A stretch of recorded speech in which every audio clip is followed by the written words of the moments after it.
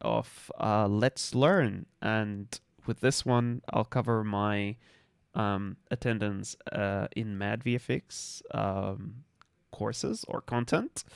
For those of you who don't know what Mad VFX is, for now they're I would say at the beginning of their journey of like teaching, but they've already put some interesting courses out there when it comes to visual effects. So we will be learning real-time visual effects for games, actually. So yeah, I'm really excited. As you can see, the hype trailer here behind, we will be working with Houdini, we will be working with Unreal, we'll make some cool fire effects, some cool explosions. We will learn all of this stuff, but first, we kind of need to know, like, what is there for free, right? So today, actually, we will go through the resources. So we'll go a little bit through like their website and check a couple of stuff. And if you at one point, I need to put a disclaimer out there. I'm an affiliate with them. They're not a sponsor, so I'm an affiliate with them. If you want to like support the stream, of course, or get yourself a course, use the code Jack20 to get like 20% on their courses. But for now, stick around because we will go through almost everything, I would say. Starting with the free tutorial, which probably are going to be, we will judge it, basically. We will see if it's too advanced or too intermediate or too beginner. Let's see, because I'm looking at the beginner stuff and I'm like, this is about me what it is, right? So I know like what is, like, is it a performance thing? Like, I wish that I know what that is to start it. So let's get into the environment effect here. Let's see what we're going to learn here. And probably I think almost, hey, thank you. Appreciate you. Thank you so much. Your first time, I think I know who you are. Thank you for joining. We're just gonna check the trailer here.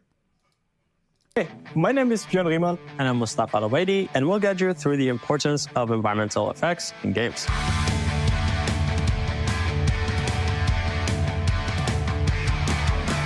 This course was designed to teach you the production-ready skills you need when joining a project as a junior VFX artist. Hell yeah. Creating flashy explosions and spells can be fun, but we've crafted a course focused on the real tasks that you'll get in your first job. You learn how to transform any static environment into a dynamic scenery with optimization kept in mind. With nearly 20 years of combined experience, we noticed that environmental VFX don't get the recognition it deserves. As juniors, when you first join the industry, most likely your first task will be working on environmental effects. We're here to teach you how to showcase your work and impress. Cool. Join us and learn the skills you would actually use in your first job. That you will actually use in your first job. Ha! Cool. All right. I'm hyped. Let's get to the next one. Importance of environment effect. I think I will show you the first chapter, honestly, just so we get like a vibe. And then all of it will go into the, like, muffled and like obscured like this when I'm gonna watch it. And just gonna test the sound a little bit here. Is this muffled to y'all? This is muffled, right? You really can't hear much, right? I should actually check it myself. Wait, let me listen to it.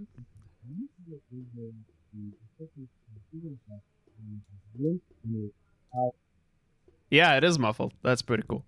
Okay. Let's mute Twitch. I can't hear myself. So let's learn again. And let's get to it. Okay, so let's go back to the beginning here. Oops. Hello, everybody, and welcome to the first lesson of this course. In this lesson, I wanted to go over the importance of visual effects in environments and how they have such a big impact on a scene and what does it do to change your mood and make things more interesting? So for instance, we have this screenshot of the Paragon scene that we have in Unreal. And I've taken the liberty of taking all the effects out of this scene and then making a new set of effects and try to change the mood of this screenshot. Here you'll see that I set up a more of a moody and a dark tone scene. So for something like this, when you're trying to get a little bit of understanding of how things work, first off, I added a little bit of mist, I added a little bit of fog and so on to first get the depth of the scene and try and convey a sense of coldness and a sense of this is dangerous, you shouldn't be here, and coldness. So that's what I'm trying to do here. So I've taken the liberty of making some examples here of some of the effects that are used in games and how they change the entire scenery. So for example, we have, like from Red Dead Redemption, you'll see here that these effects are basically given life to the world. For example, we have our chimney to show that there's life, like this is an industrial scene where things are happening. You have the birds in the scene. So even though this is more of an animation thing when it comes to birds, it's a bit of a misconception, but VFX artists are actually the guys that do the birds and the living world that you see in most of the games. And mostly it's vertex animated, and so you'll basically see it a lot in games. So here we have, again, same, we have the birds or butterflies and things like that in the scene. And you can see here, we have a little bit of depth in here. And partly that you can see that depth is because of the gradation of the fog here.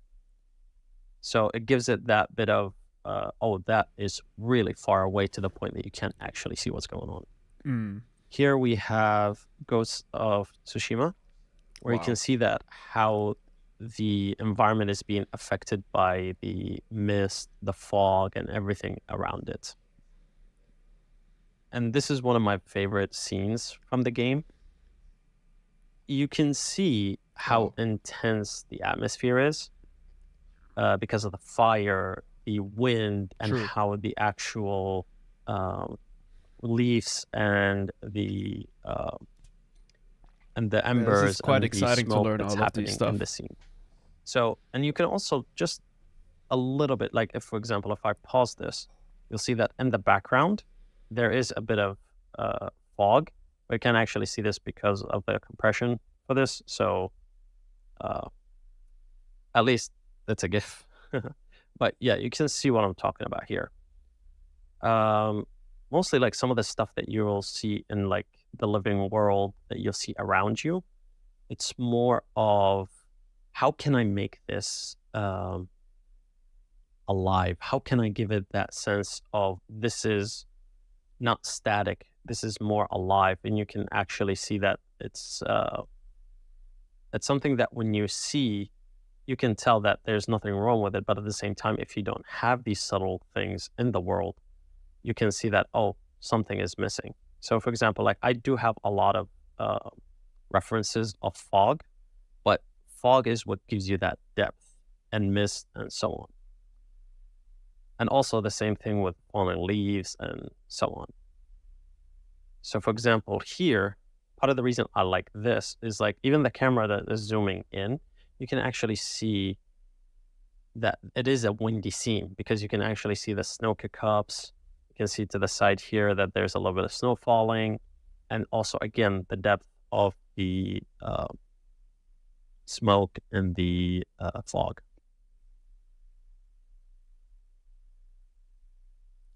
Again, same thing with these two scenes.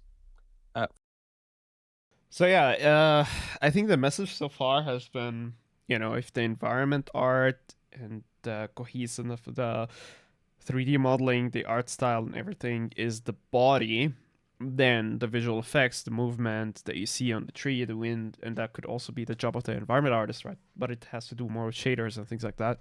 Could also be technical. That is the soul, right? So that's been the message so far. I'll continue without talking much. But this is awesome stuff. I like that stuff is actually going through the theory a lot. And this is awesome too, that there's a lot of things to read, things to check. Like the cool thing about things like this with resources is, you can grab yourself the PureRef, right? And PureRef, if for those who don't know what PureRef is, PureRef is the go-to reference gathering software. Okay, so what I meant by this is almost always courses just show you like a huge PureRef thingy, but they never include the stuff. I mean, not like Mustafa included everything, but still it's better than nothing. I would have preferred if he included everything, like the whole PureRef file. That would have been amazing, but you can't expect that, right? So here we go. One without, one with. We get the differences, and the cool thing in PureRef, you can press Ctrl D and start making your own notes. Say this is before, this is after, and this is what we can do with the stuff that we have. Okay, we'll continue the video. So this one is a little bit different because it's more of you're actually seeing the water vapor and everything that's happening in the world. So for example, if we actually remove the water vapor, you'll see that it's a little bit of a static thing where just water hits the ground. Water hits the waterfall hits the water at the bottom, but nothing usually happens and so on. It just feels like something is missing. So adding those supporting elements like vapor, a little bit of mist, and like, for example, you'll see here at this side, you'll see a lot of like the mist in the air, and you'll see a load of birds and things like that. That's what gives this world its life. It's the living particles that you see in the world. Same thing here. For example, if you see like the background where you have birds, you have the rays, you have the fog, the ocean, it's everything coming together to give you that big sense of scale. And that's what you're looking for when you're trying to do environment effects. I'm just going to turn on all of these to show what I mean. Elden Ring is the best in that, I think. They've done a great job. Elden Ring, great use of fog and particles to convey sense of scale and depth. Yeah, here. Again, same here. Wow. They used a lot of amber effects. Also, in like for example, in Control, you have this scene where it looks creepy, cold, and a bit of darkness in there, and that's why, the sense of that's what the scene is trying to convey to the player. It's subtle, but it's the subtleness that sells it. And for example, like in Uncharted here, you'll see that this is like more of weather, rain. You have a little bit of smoke, and everything is intense, dark. That's also the sense of, like, for example, the weather, the smoke, the fire there, back the there, wetness, the coldness. That's what the effects artists are trying to convey, and that's what something cool. I'm hyped. That you should understand when you're trying to make an effect is every effect has its purpose. For example, if you're making a campfire, and you're trying to put it in a scene, but things don't look right, most of the time, it's basically the fire is either meant for something else and not for a campfire, or the way that it's made, it has a different purpose. So, yeah. And over here, you'll see that you have the fallen leaves, a little bit of fireflies in the air, and so on. This is stylized, but it still looks like amazing. For example, that's what environment effects are. It's just trying to bring a world to life, give it depth, give it scale, give it a sense of moodiness, a sense of happiness, and so on. Yeah, cool. I hope you enjoyed this lesson, just explaining what the differences are. And I like this about like content like this, because before we start with the technical stuff, we're getting the why. Like, why should we learn environment effects? Not only that it's important on the job, they will be like probably your first task on a team, AAA team, but also like what it is and why it's important. Like, this is a proper hype than just like explosions and things like that. Let's read through this a little bit. Creating environment VFX that are both realistic and impressive can be a difficult balancing act. I agree, because like almost all of those, or not all of them, especially the control one, is like such a balance between simplicity and the goal. Like sometimes less is more, and so on. Wait a second. Why is this? Is this actually doing what it's supposed to do? Alright, we're gonna check it later. I'm just gonna say hello to everyone. Hello everyone. I'm just testing it right now, basically. Okay, let's see if it's gonna work. Cool. And both realistic and yeah. Okay, so let's continue. Too much realism can make the environment feel lifeless, while too much impression can break immersion entirely.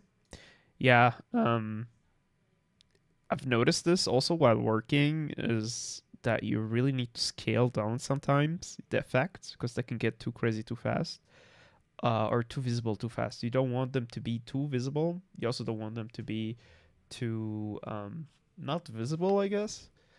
What is wrong with the chat, and why is it not updating?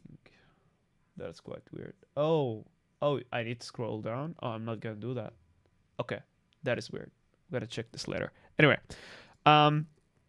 finding the right balance is the key. Yes, creating successful environment effects, creating believable and immersive environment effects is a challenge for any team. Yeah, there are many factors to consider: the size and scope of the world, the game world, the type of the game, not the hype of the game, designed environment. It all can make players feel like they're actually in the game world rather than just looking at it on a screen. Yeah, so it's about immersion. It's about feeling like you're part of it. I think Elden Ring does this amazingly. Hi Dex, nice to have you here. Detailed graphics, sound design, and visual effects that can make the game. Okay, so yeah, as we all know, like games are made out of different principles, and if they're all like mastered together, you get that immersion. That's why games are immersive. Let's just check this video quickly. Yeah, okay, that's awesome. That's awesome. Okay, reference and a mood board. Complete and continue. Good job, guys. We made 4%. Hello, Hell everybody, yeah. and welcome to our second lesson, Gathering Reference. So, one thing I didn't realize when I first started in this industry was how important it is to actually gather good reference. And it was always hard for me because I always thought that I can just do it with something that comes up in my head, right? But the biggest issue there is I didn't know how to get different elements. For example, one thing like this hologram here, like I did this for my hologram tutorial on YouTube, but... Hey Game Art, how's going? We are 3 Arabs in the stream now so far. Mustafa, who comes from Iraq, is the instructor. He's not on the stream, but I have his content on the stream. You from Jordan, me from Syria. Hell yeah, we're all from the Levant. Nice. Nice to have you here, buddy. Later on, I realized, like, after talking to a lot of people, part of the reason they gather reference is to get elements from them. And actually getting good elements and understanding how things work and breaking things down, that's the importance. That's why it's important to get good reference. So, for example, when I was doing that tutorial, I pointed out, like, okay, for example, I like these dots. I wanted to add them in my hologram. I wanted to get it to a good point. So I'm like, okay, I can make a texture that has dotted lines, and I can just blend that with my holograms, and it's going to make it look good. The other element that I wanted to add in there, for example, was these scan lines. So when you have a hologram that has like these wobbly lines and glitching and everything, and that's what I wanted to add in there. And that's how, when you gather enough reference, you'll start to see different elements, and that's how you can actually get that into your effect. So for example, I don't do much of stylized or hand-drawn or things like that. My main specialty is realistic. So I gather a lot of realistic references. So these are most of these are just screenshots, but I would always say go for the videos, because then you can see what's going on. You can understand motion. You can understand the color, how things change, and so on. But for this demonstration, I pulled up the list of stuff that I had made a long time ago with just screenshots, because I like these frames. I liked the, for example, the colors. I like the smoke, the intensity, and so on.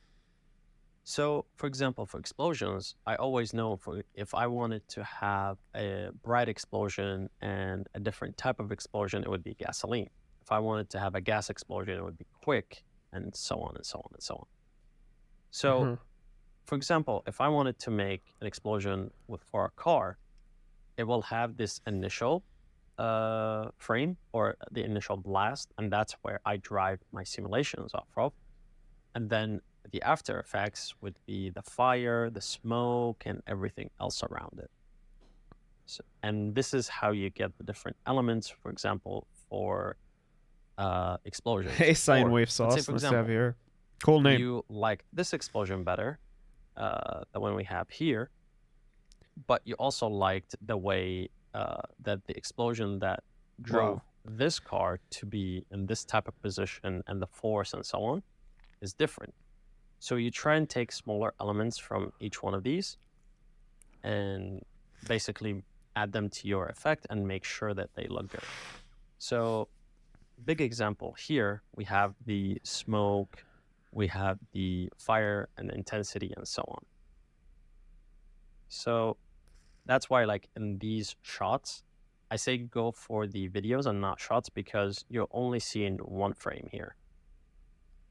But so let's say for something like this, for example, when I look at the smoke, I can tell that this is burning either rubber or burning something that is... How do you know? That is flammable, and it causes a lot of...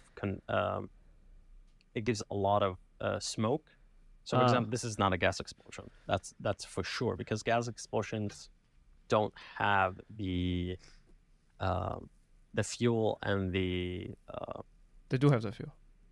The pressure to burn that type... to cause that type of smoke. So you mean it's not so with the gas it's burning itself, and with like tires and stuff like that, you're burning actual things that are turning into like the smoke itself?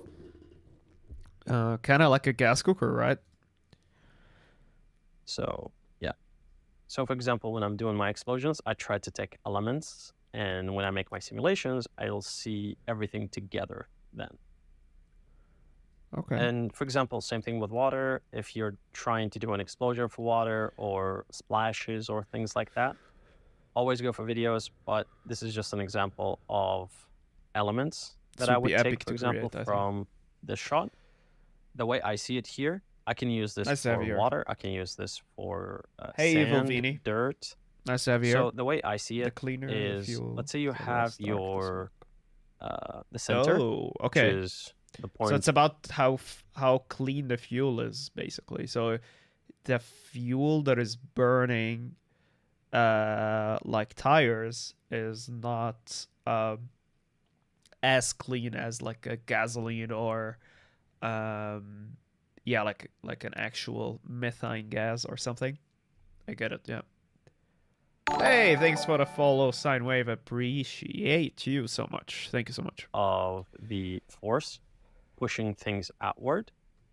And in my mind, I'm like, okay, what can I do to actually replicate this in my scene? And how can I take these elements and make them more into a game element? So let's say, for example, I would take something like this and recreate it in a simulation.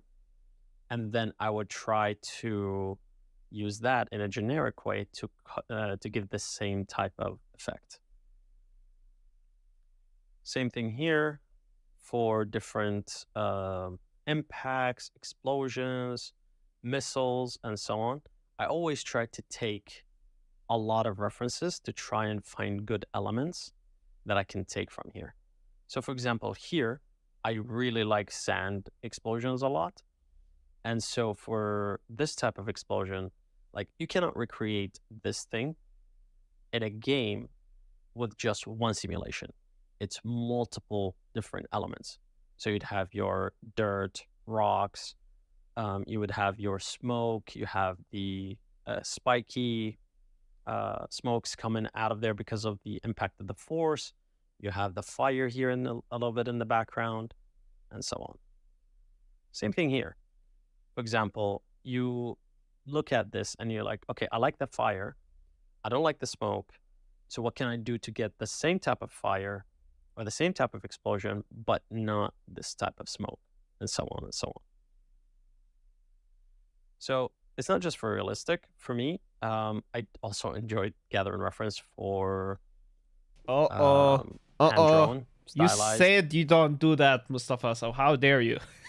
Just to get familiar with the different styles and try and see like what elements I can use to make things even better and so on. Granted, I haven't really used stylization in my own work, but it's just good practice for me to do. Just gather a lot of reference to see how things work in different styles. But yeah, I hope you enjoyed this lecture, and I hope to see you in the next one. Yes, we'll see you. Okay, let's go to the next one. Let's just read a little bit about this one. So here we have everything included almost from the PureRef. All right, let's just copy those, have them here in our PureRef, and get this one too. Okay, so the most interesting parts, I think, is gathering the reference and have, for example, like the elements of them. So when he said like, okay, this is an explosion, this is gonna be like the first thing that's gonna happen, and then the burning, which is gonna be the second thing in a car explosion. And here, this I think was interesting that it was, you know, not so clean fuel, so it's gonna create a lot of smoke. As you know, the other way around, where if it's clean, it's gonna be just actual fire with little to no smoke, depending on what it's burning. Okay, cool. These are atmospheric, I feel like, yeah. Things are burning, and like fire in the wild. More and more references. Some rain references here. Yeah, the explosion with the water and stuff like that. Okay, so we gathered those. Let's go in here. As you know, visual effects are an important part of any game. It can create immersion. Yeah, I think this is repeating itself right now. But did you know that there is a whole process that goes into creating the effects for a game? Reference gathering. Yeah, I mean, this is just repeating what the video said. I do not want to ignore the text going forward because I think it will add stuff. Just gotta go through it very fast. This can include anything from environment, add combat to UI, cinematics. Okay, so it can go anywhere. All right, so let's go next one. Reference is important. I think we get that message a lot. And welcome to the workflow section. Okay, workflow. So I wanted to go over just a bit of things just to keep in mind. So in this type of situation, we have our environment. So when you're in the industry and you're working on a project, 9 times out of 10, you're going to work on a project that is, depending on when you are hired, either it's at the end of its production cycle or currently in production. Rarely that you will be hired at a really early stage, like concepting or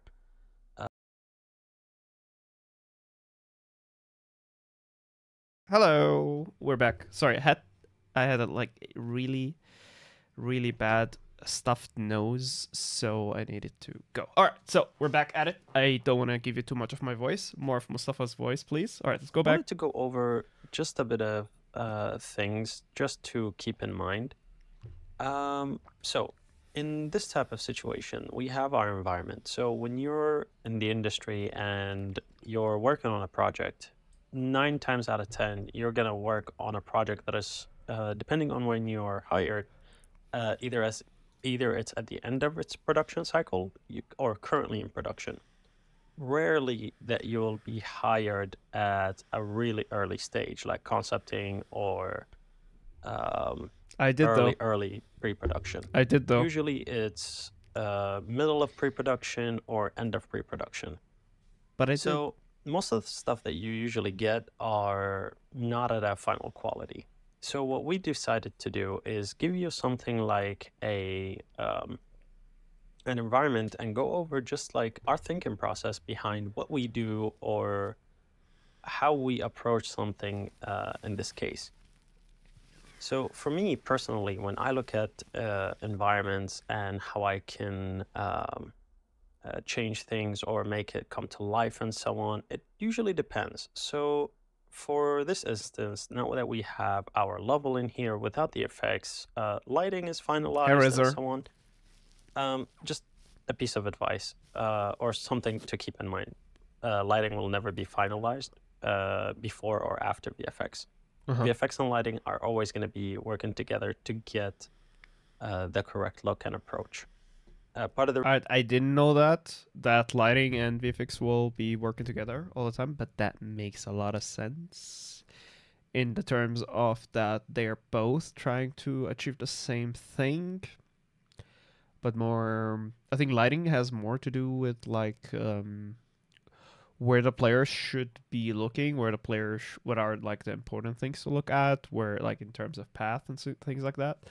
I think VFX does the same thing, right? Like if you have a sparkle somewhere, like of electricity or whatever, it's probably gonna do the same thing as well. So I think they both work together. But it's interesting that the lighting wouldn't be done until the very end. Sidewave, you're leaving and joining. Hey. All right, so let's go. The reason I say that for this case is because we try to finish the lighting so we don't have to do it while we have our effects in there. So I'm just going to take a screenshot of this right here. Okay, and open it up in the snipping tool. So looking at it in this way, there are a couple of things that I usually do. When I first started, and this is a good practice for anybody that wants to do this, take a screenshot of your environment and try to concept it maybe. Or if you don't know how to concept it, just do as I do. When I first started, I usually like take a screenshot of something and just like do this. Like how would it look like with falling leaves, for example. Let's change the color for this to white. Like basically having rain. It's that small details that you're trying to get to a point where you see it in your head before you see it on your canvas or your environment. So for example, like we have the rain. Okay, we see that we have a vent here. So let's say we're gonna do some steam. Let's see, we have a wire from here. So let's change this to like orange. We're gonna do the sparks. That's a really bad sparks. And for example, as me and Bjorn were going through this, we wanted to add some lens flares. So the only two sources of light are this one right here and this, but we wanted to do it for this one because it's more visible. So let's say like we're gonna have a lens flare, some motes in the air. Hello everyone, thanks for joining. I'm just having really bad allergies, so sneezing a lot. Yes, a little bit of Houdini. Long arm 358. Thanks for joining. I'll just keep my mic a little bit muted, and excuse me for just having a little bit of allergic reactions. Okay, I'm gonna keep the video going. Mostly the motes are gonna be visible in the light.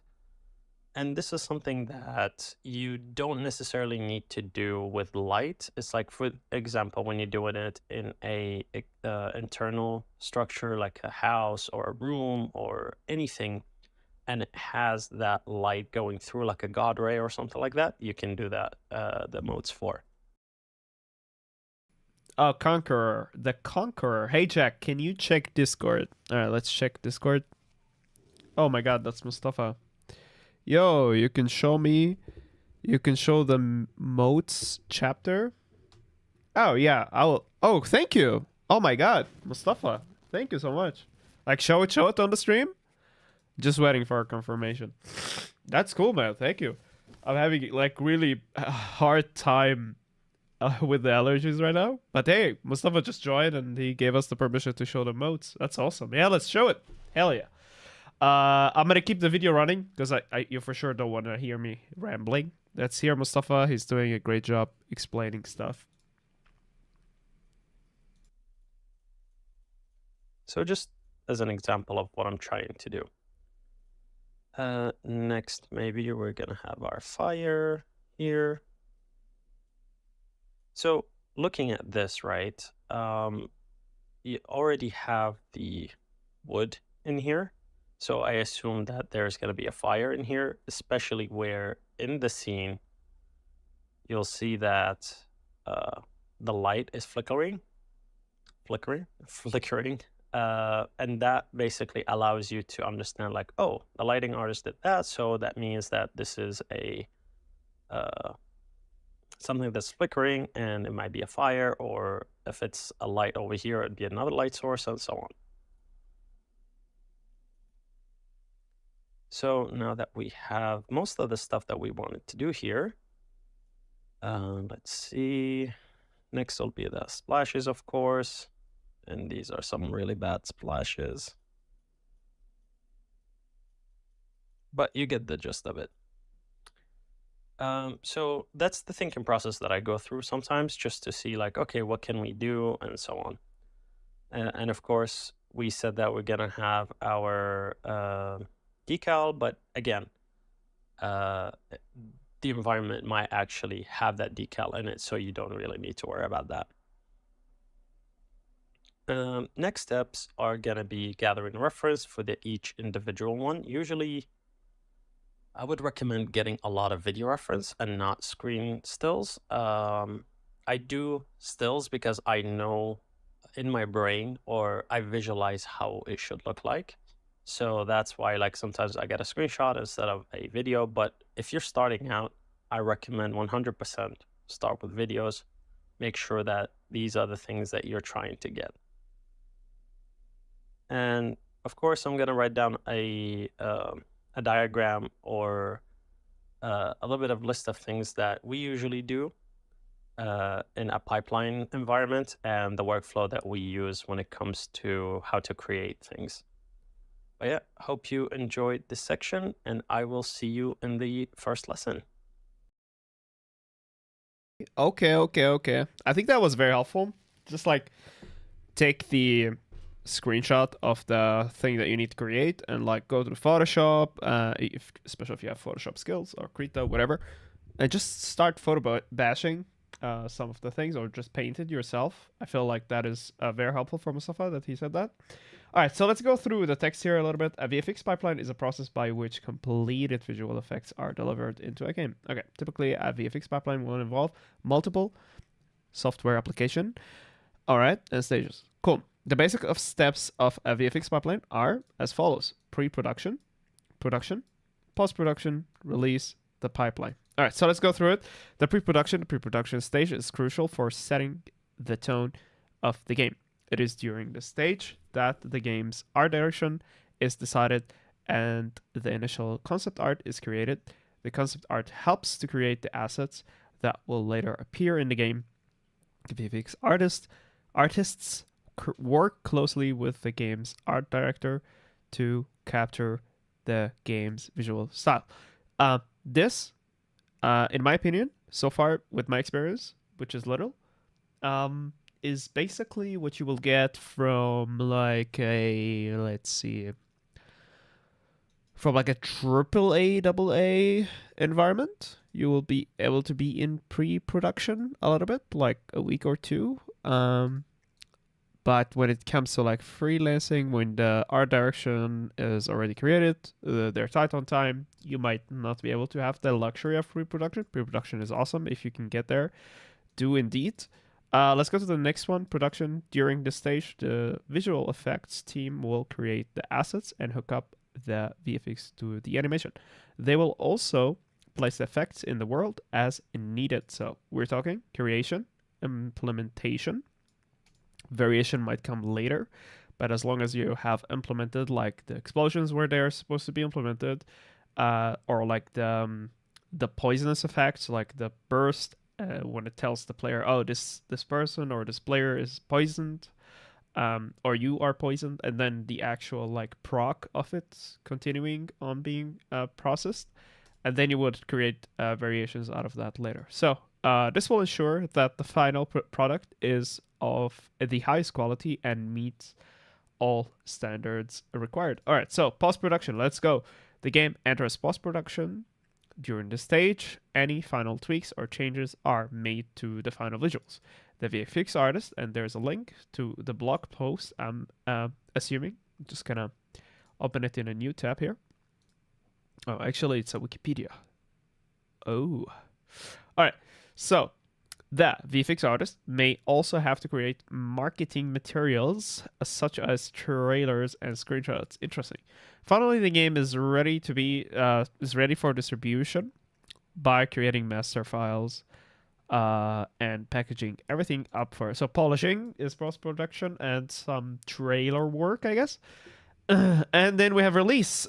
Before release, VFX artists have to finish working on all of the effects, unless it's a live service game. All right, where there is usually a lot of stuff to be done for the next update, the artists move to a different project. Okay, so that's the release phase, and then the VFX pipeline, and we have like a thing that we can open, hopefully in a new page, and get a better screenshot out of it. Let's put that in our pure ref for this course. Sorry, excuse me. Allergies. All right, so let's put this and Control N, say pipeline. Hope you can read all of this, you guys. All right, so we're gonna put this pipeline thingy here, make it a little bit bigger, make the whole pure ref a little bit bigger for everybody to see, so you're not squinting your eyes. All right, so we have VFX style, realistic VFX, stylized VFX, hand drawn. So you're deciding which style. It could be realistic, stylized, or maybe semi-stylized, semi and semi-realistic. It depends on which style, right? Semi-R or semi-S, or completely 2D, right? Hand drawn, which could also go into this here. These two can work together, and sometimes, yeah, these two can also go together, creating the semi-realistic. It's a bit of more complex story, but we can go. Reference gathering, yep, that's when you have established art direction, right? Art direction. Sorry. Then you go into the phase where you start reference gathering. And you might even have reference from the art director, Solami or Solomai. Nice to have you here, my friend. All right, so art direction is giving you references, or you are creating your references. Then there's also the technical references. So technical reference gathering, in my opinion, this is also important if you don't have much time. What is technical? Good day. What is a technical reference? Well, basically, you're kind of gathering what is easy to do technically, and what are you most confident in doing technically as well. Core code, nice to have you here. Thanks for joining. And then you're gathering that and you're going over the artistic vision again, and telling that artist, art director, whoever, the team, the production, okay, this is what I can do. I'm confident in those skills. This is what is hard, right? Because you collected your tech reference. And this is what is challenging. So question mark, right? Why do you need to do that? Well, it's good to do that because we're not capable of doing everything, right? Theoretically, that would be cool. That would be amazing. But production might suffer. The game might suffer. So it's much easier if you just stay honest. Okay. Creating textures using simulation. Okay, so it depends on the style. Creating texture using Photoshop. Krita. Yeah. Creating texture using Animate. Krita. Creating meshes using a 3D package. Yeah, that's much better. Okay. So you're basically creating what is needed in terms of like, all right, 3D meshes or 2D textures. Here, these are things that you will need for your particle system. Then you will put those into the engine. But yeah, and then you have material editor, exactly, and then you have particle system. Sometimes Procreate Gang for hand painted. For real. Yes. Okay, so this can go like this, 1, 2, 3. But it could also go like this. You've gathered your reference, then you create a particle system based on block out, right? So you have cubes, or spheres, whatever, right? You have the right movement, you have the right everything, then you can implement it in the game. Implement, right? And once that is done, you could start working on polishing it. So you start creating the meshes, you start creating the material. There's approaches to this. I think this is the approach for realistic. I think it's very focused on realistic because you need to know how the explosions are looking with stylized. Sometimes you just need the approximate movement. It depends, but just keep in mind, oh my god, I made it even more complicated. Yes, let's keep it like this. Yeah, just keep in mind you might have to change things, but this is the rough thing, I guess. Yeah, let's go back to the course itself. Cool. Of workflow. And let's complete and continue. Guys, we did 8%. Look at us. I'm very proud of us. All right. Hello, everybody. Project setup. So we're going to be going over how to set up the project for our course. So a couple of things to keep in mind. One is we're going to be using Unreal 5.3. And for the users who are using 5.4, please let us know if there are any issues so we can fix them. If you want to leave the feedback for that in the Discord channel feedback, and let us know so we can get to that as soon as we can. So a couple of things. After you download your content folder, you'll basically get access to this folder here. So what you're going to do is open up your content browser, and where you see the content folder, right click and find show in Explorer. And what you're going to do, go back to the folder before, close down Unreal, and you're going to delete this. Right click and back for that in the Discord channel feedback is we're going to be using Unreal 5.3. And for the users who are using 5.4, please let us know if there are any issues so we can fix them. If you want to leave the feedback for that in the Discord channel feedback, and let us know so we can get to that as soon as we can. So a couple of things. After you download your content folder, you'll basically get access to this. Hey, oh, thank you.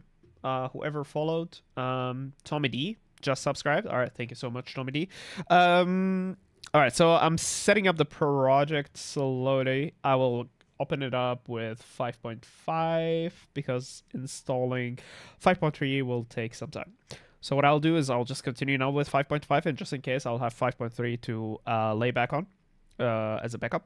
Okay, and here I am getting the actual zip file that I downloaded from the bottom, the content.zip. All right, and we will unzip that file. Sorry, and yeah, let's see what we can do with it. We're probably gonna put it in a secured location better than the downloads, but let's see if we got it. Yep. I'll just gotta call it Mad VFX environment project.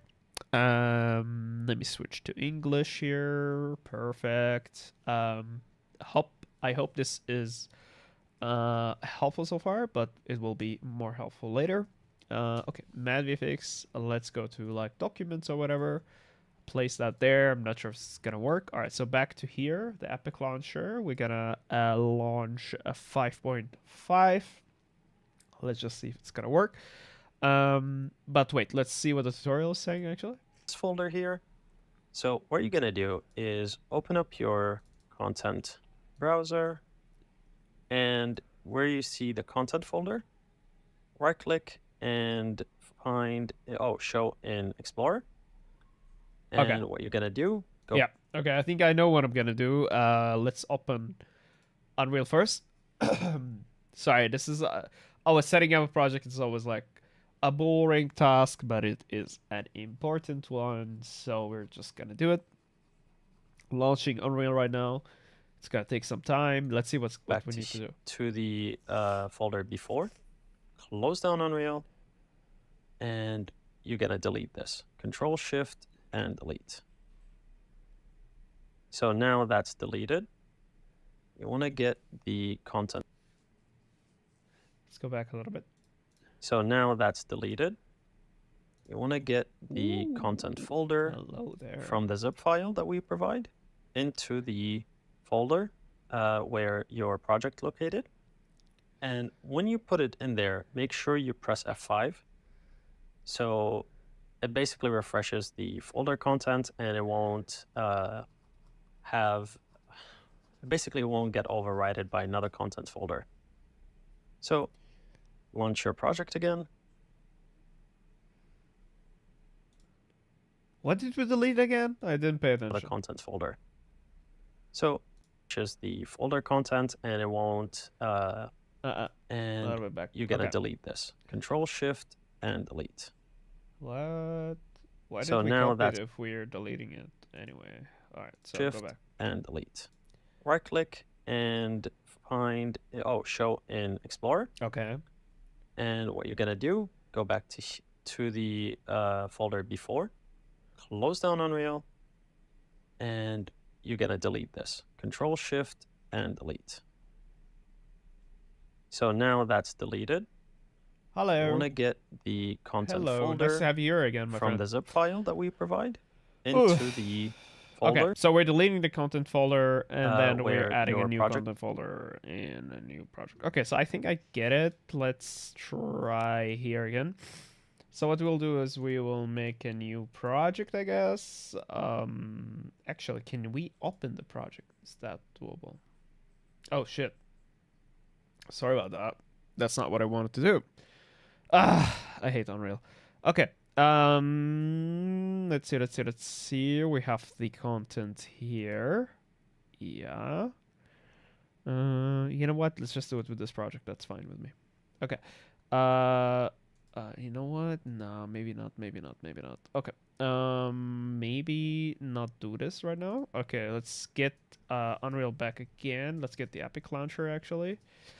This is a bit of a shit show. Let's see. Yeah, okay. So we're gonna launch it. It's hopefully not gonna take a whole day. And we're gonna see. We're gonna wait. Mini Halloween. Is this your first time? I remember someone with a similar name tag that was here before. I'm not sure if this is your, but it says it's your first time chatter. Well, it's nice to have you here. And so yeah, let's create a new folder. Third person, I suppose. and we're just gonna call that one Mad VFX. Mad VFX. What is it? The Mad VFX environment. So I'm just gonna say inv and create. Let's wait for it a little bit. Then we're gonna pull the actual content in here.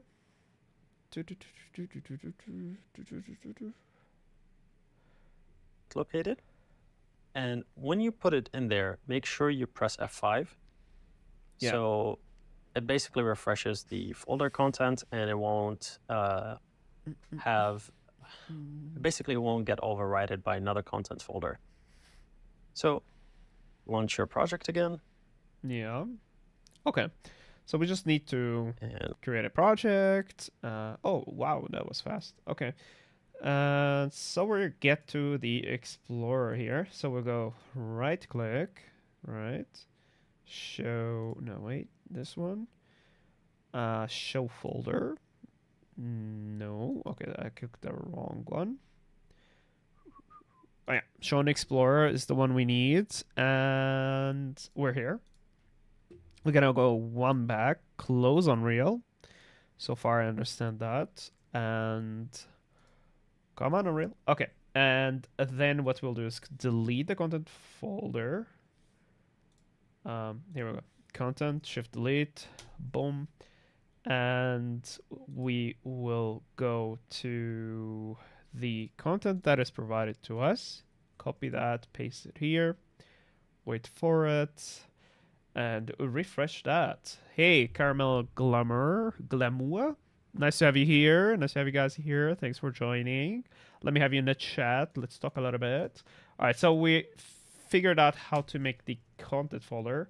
Let's launch the project and make sure it's actually working. Because if it is, then we have the Mad VFX. Hey. Nice to have you here. So who are you and what do you do? All right, let's just gotta wait for it. Here, yeah, the chat element is not working. I should figure that out separately. Okay, so we have that. Let me get out of the way here, and Unreal is open. Here we go. Let's close this. All right, so here we have environment. We have a level. Let's launch that level here.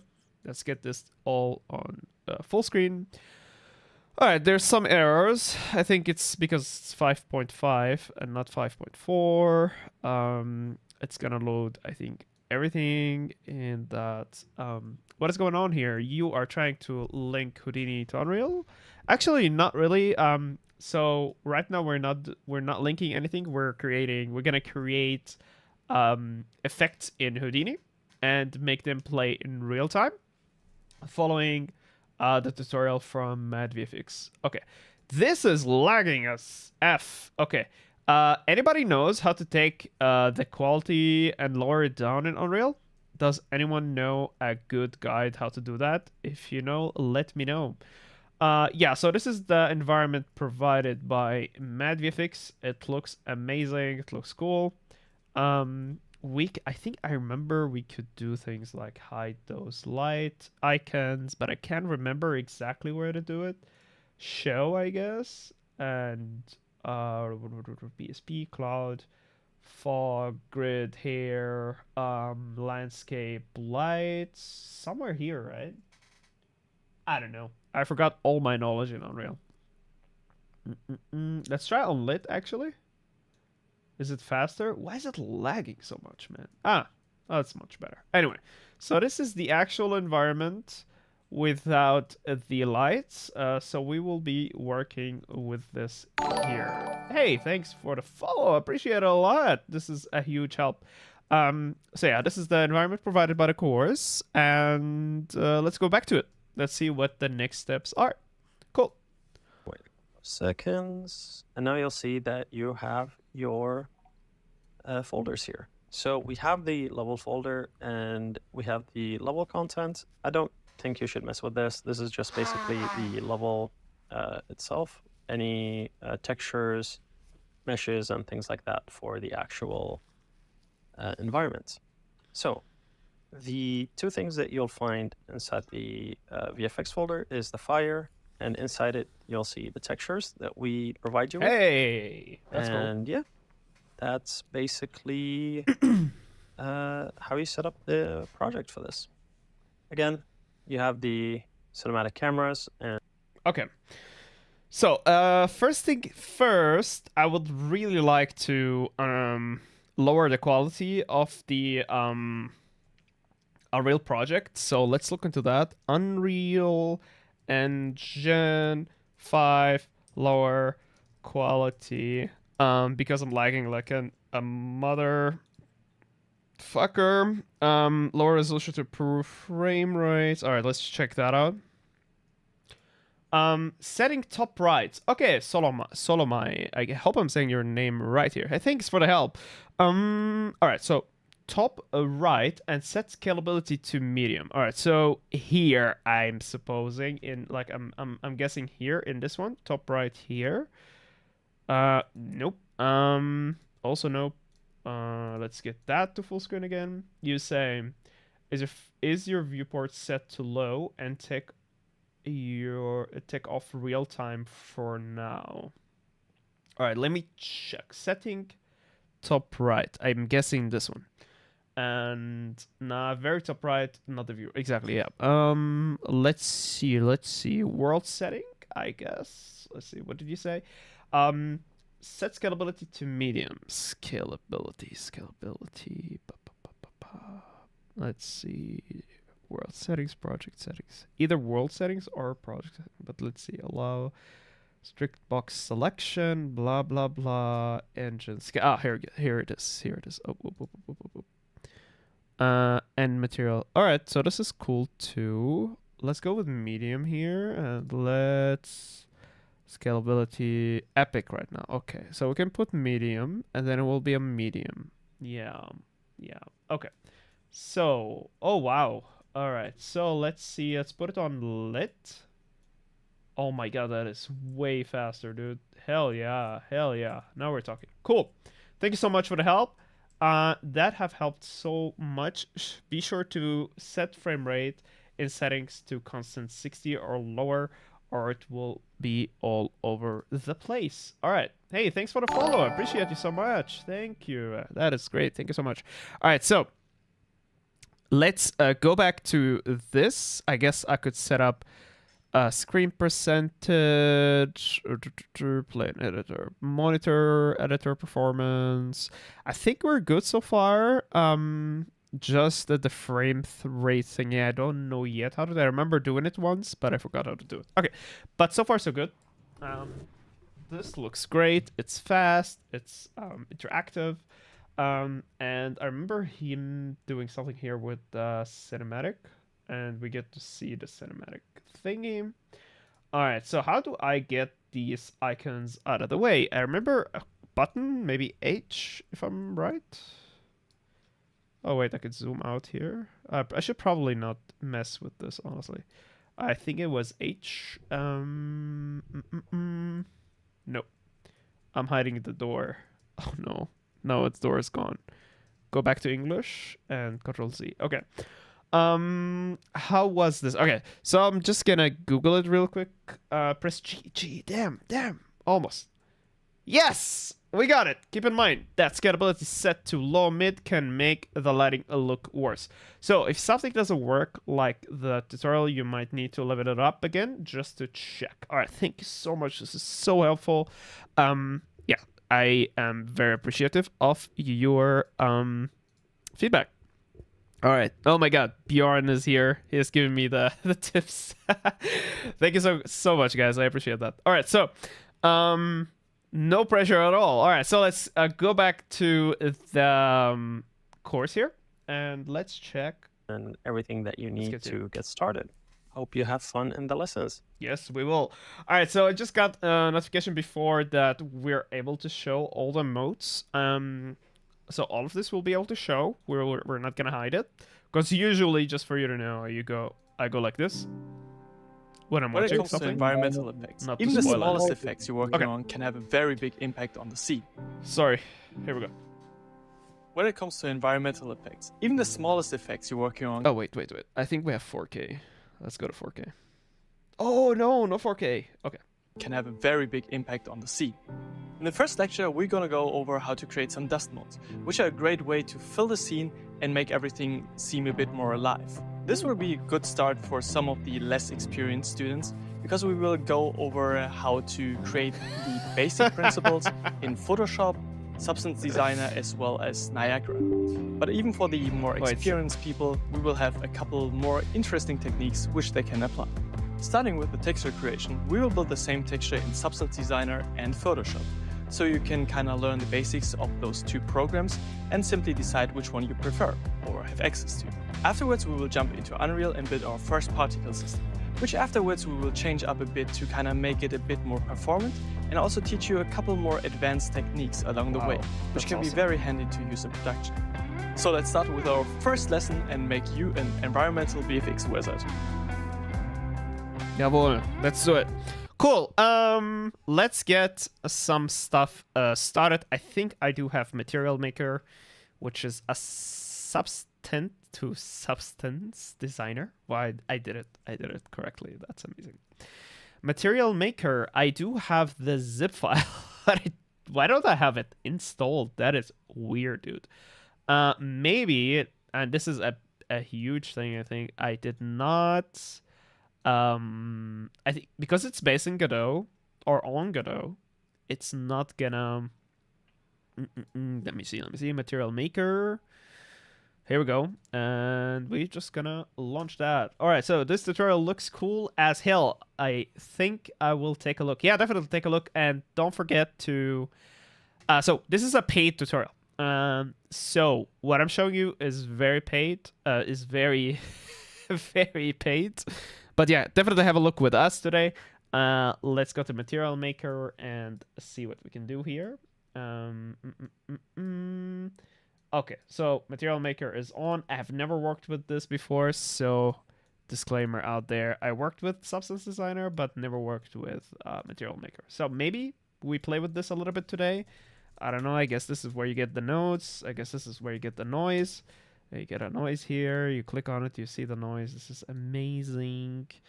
You can make it up to 2K, you have noise, and just like this, we have the texture, everybody.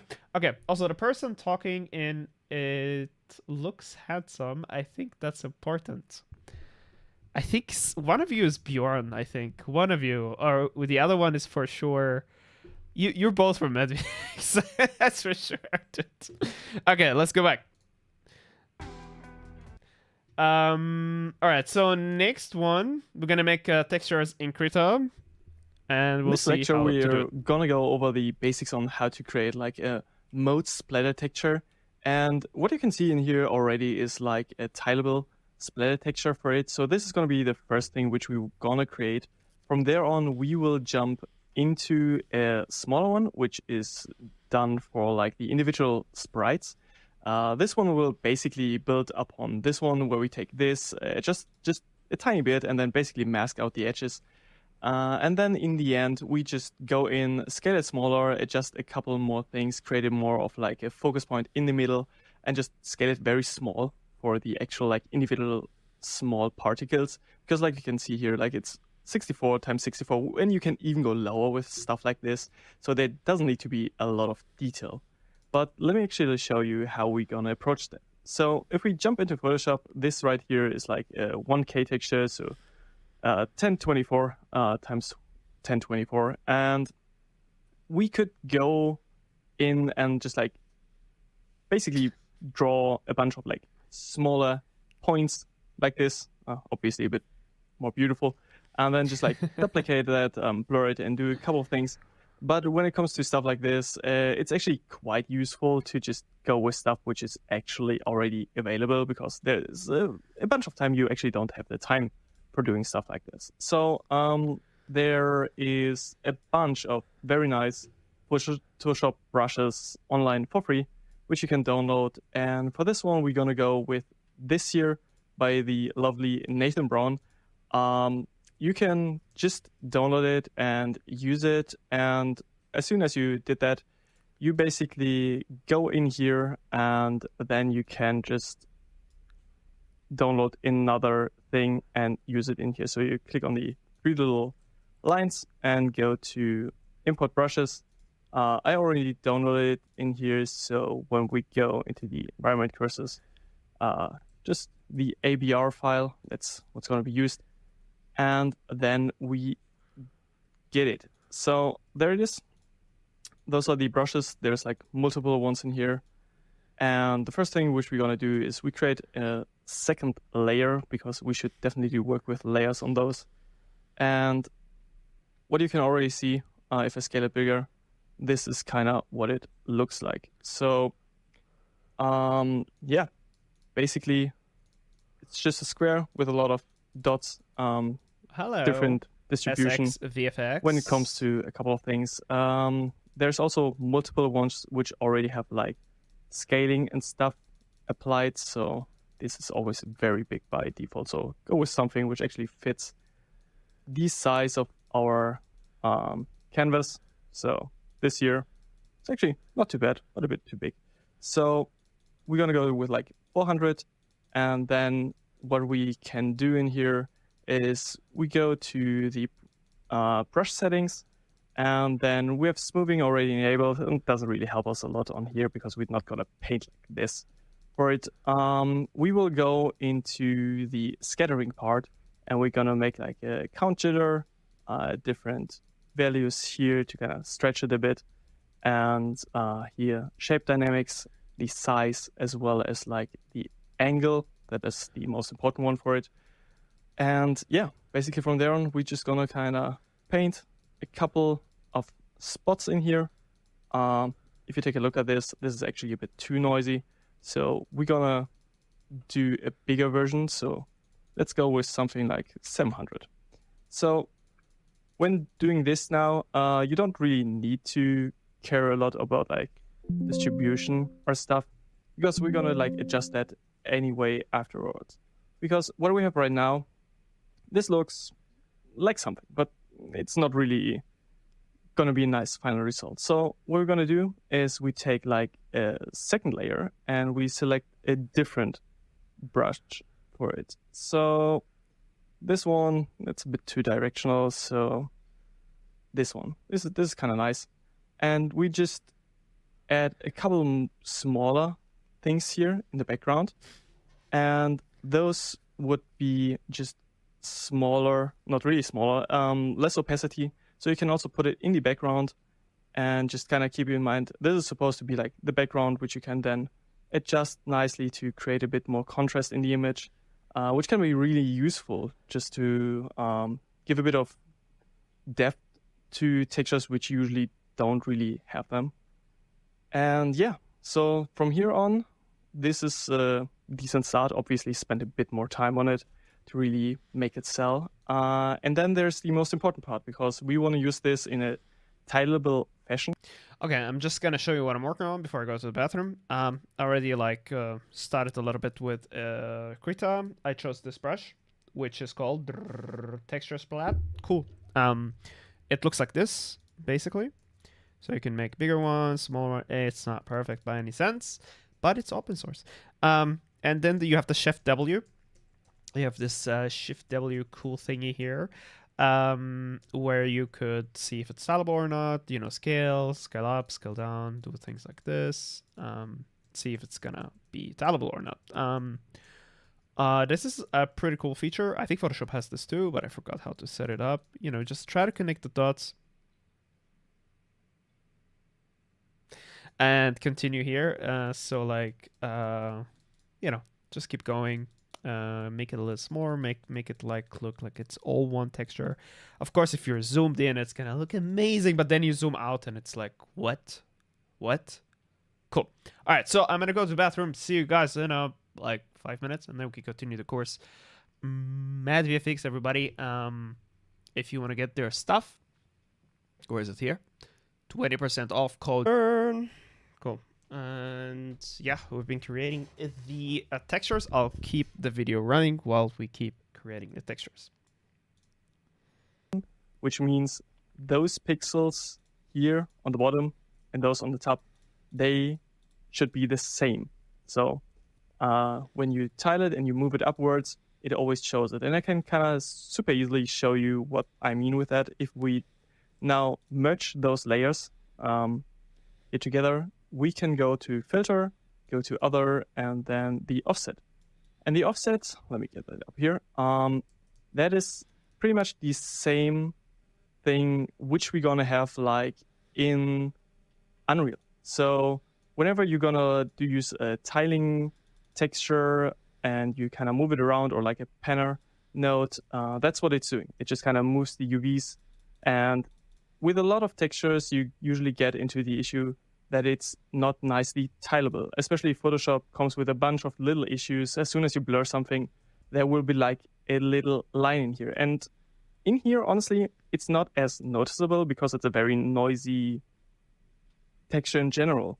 But if we kind of go a bit closer, then you're going to notice there is a line. You see that? So now let me select a bit of a better brush for that. So here you have a line. Basically, there's a cross in this image, and you don't want to get that. So for a texture like this, getting rid of it is likely quite easy. There's multiple ways of doing it. You could right now just literally draw stuff over. So just to explain what's happening right now, there was an offset operation I think Bjorn did here, where it takes the right edge, basically, and the left edge, and it offsets them in the middle, so you can create, the tileability, basically. And the same thing for up and down, right? The upper edge, the lower edge, and in the middle. And with Krita, the cool thing is you don't need that. The moment you press Shift W, you're getting the, you're painting here, and it's all getting tileability. Boom, done, right? So yeah, that's, I think, the same thing in Photoshop. That could be the case. I'm not entirely sure, but yeah, let's keep learning. A pretty well-known or like well-used method is just to take like here the smudge tool and just be like whoop whoop whoop. Not on this scale, so it would go a bit closer in. Put the size smaller. Hardness should be 0 for stuff like this. And then also you have here strength 100, which is way too much. You go with like 15, let's say that. And then you could kind of move those in here and out and just create a bit of a pattern which flows into each other. This is not great yet, but what we're going to use, because that's honestly quite easy on such an image, we're just going to use the clone stamp tool. So when we go to, there it is, the spot healing brush tool. So we can draw something like this here, and it's not going to do what I want. Okay. The healing brush tool. I'm sorry. It was the wrong one. Yes. And then with Alt and plus, we can kind of adjust those. So just showing you what I'm doing right here. So I'm zooming so much out, right? With the Shift W on. I'm seeing what is being repetitive and removing and adding upon that. So when I add something, like it can get so prominently visible, like a circle. Literally, you could see it all the time, right? Hey, Metastic, nice to have you here. But if you add like small details here, where the area is like so visible, right? Like for now, it's this area here. Like here, if I'm hovering.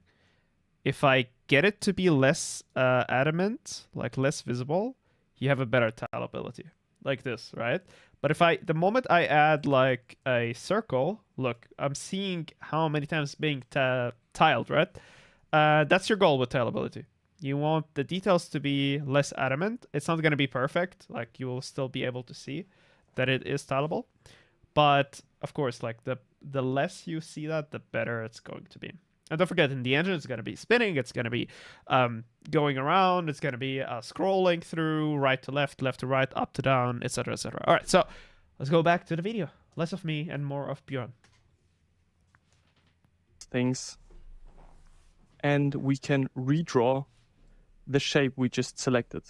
So if you see here, when we use like Alt, we can basically say, okay, this is the area, you can kind of mark it, and then just with the left mouse button, you can redraw it. So there you have like these spots we just selected, and you kind of can draw those in, sample a couple of them, each couple units, and then this is going to look a lot more natural if you do it nicely.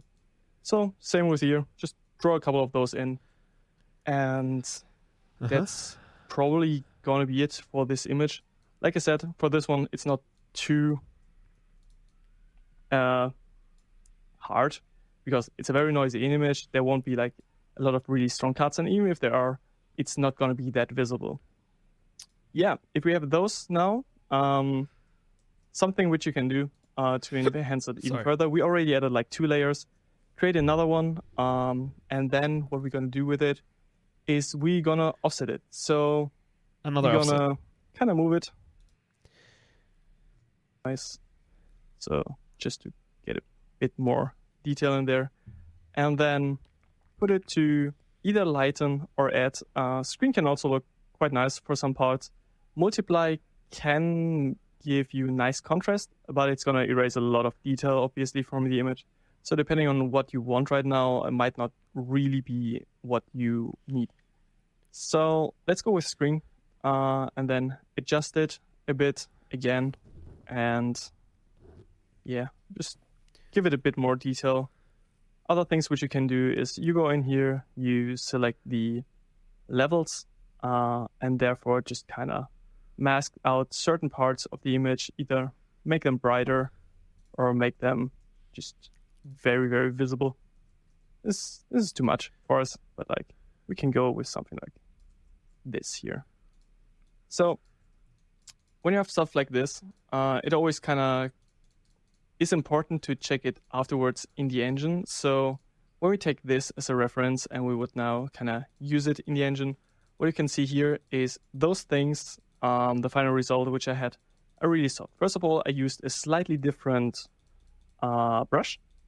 And then also what I did is I erased stuff afterwards. So when I have like all of this, I go in here and basically merge those layers together.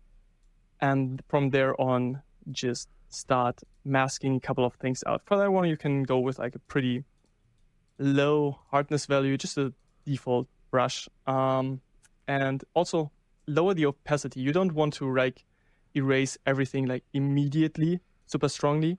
But now you kind of go in here and you can just draw in a couple of nice shapes and make it a bit easier for yourself, and don't try to draw immediately over the edge, because if you do that, new to game dev but not programming, how hard is it to make a simple TFT clone without all the complex graphics but the core features such as traits, classes, and the battle mechanics? Well, you kind of have to figure that out on your own, my friend. I do not do game dev here, but I do visual effects for games. That's just one aspect of it.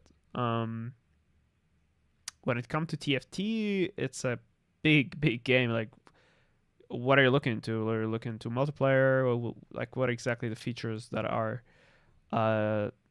Thing is, games take a lot of time. Start with something simple, Tetris, something very simple, like Pac-Man, or whatever. I think that will help you a lot. It's a decent chance that you would need to go back into actually adjusting everything, because the tiling might break. Like I said, for this kind of texture, not too bad. But yeah, just keep it in mind. So if we have all of this here, this already looks a bit nicer. And then the opacity can be a bit lower, something like this. We don't need that much detail in it. And as a last step, you could go in and slightly blur it. This is way too much. Go in and go to something like this here. 3 pixels. That could be nice. Keep it at whole values, therefore it breaks less often when you try to tile it. See, so there is a little thing here. So far, all right. So let's keep going. Adjust that so that you also see the entire process again. So we go in here. You see the edge, and yeah. This time we're gonna do something slightly different. We're gonna go in here and we're gonna abuse the fill tool. So this is too much. Select something, so you can just use L for the lasso tool, and then a right mouse button, and you can say content aware fill. And basically, if you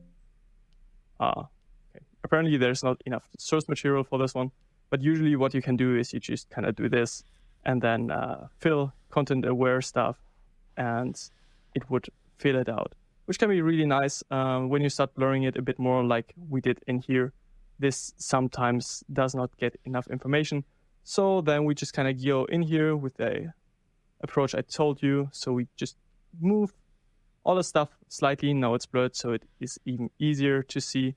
Just kind of move it into multiple directions to kind of smudge it a bit together. And this will already kind of do the trick for it.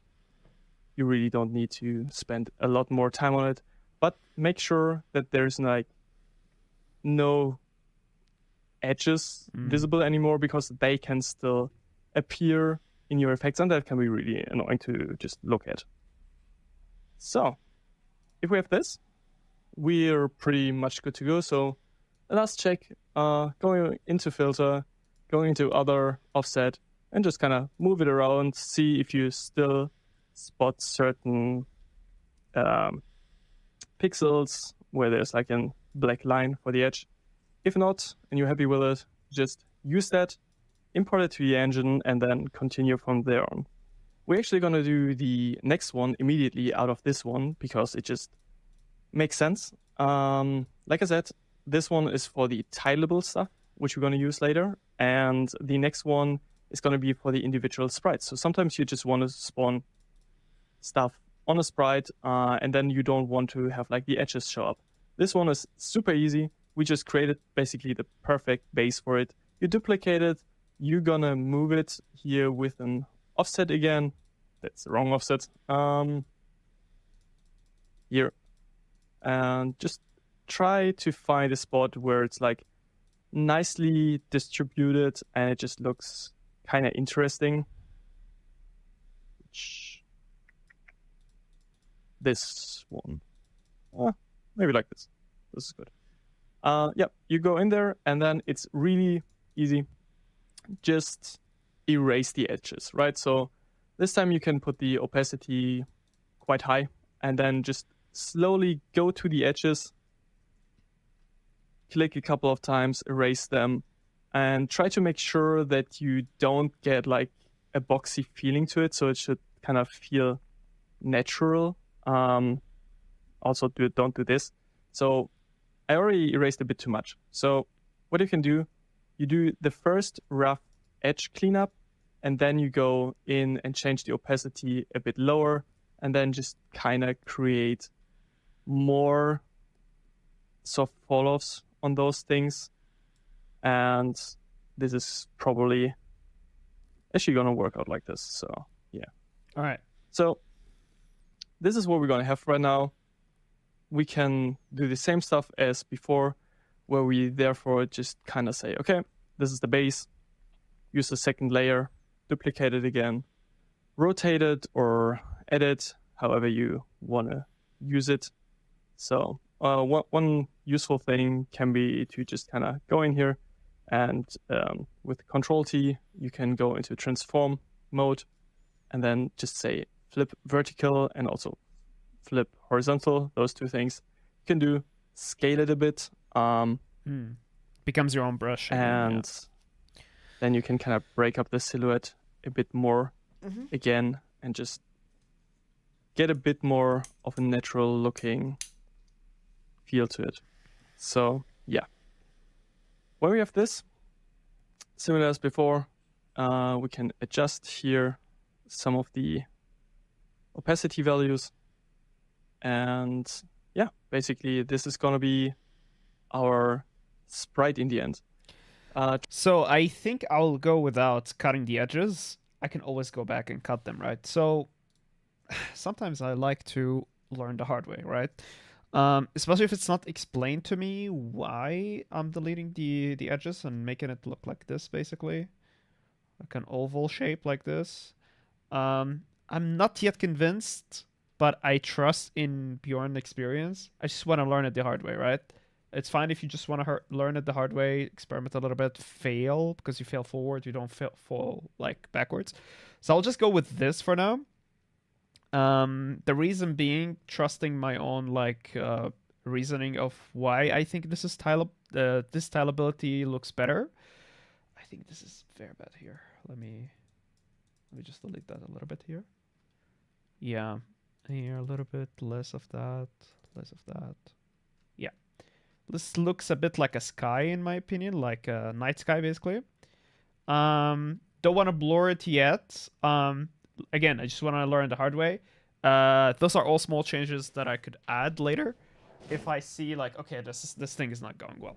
All right, so let's get to work then. Yeah, I think we're gonna save this. We're gonna save the whole Krita file, right? We're gonna let me take that here, and put it in the. Where should I put this? Let's make a new file, call it Mad VFX. Exports, yes, because with Unreal it's a bit different. It's different than Unity. I think you cannot just save stuff in your Unreal. I'm not sure about that. Don't quote me.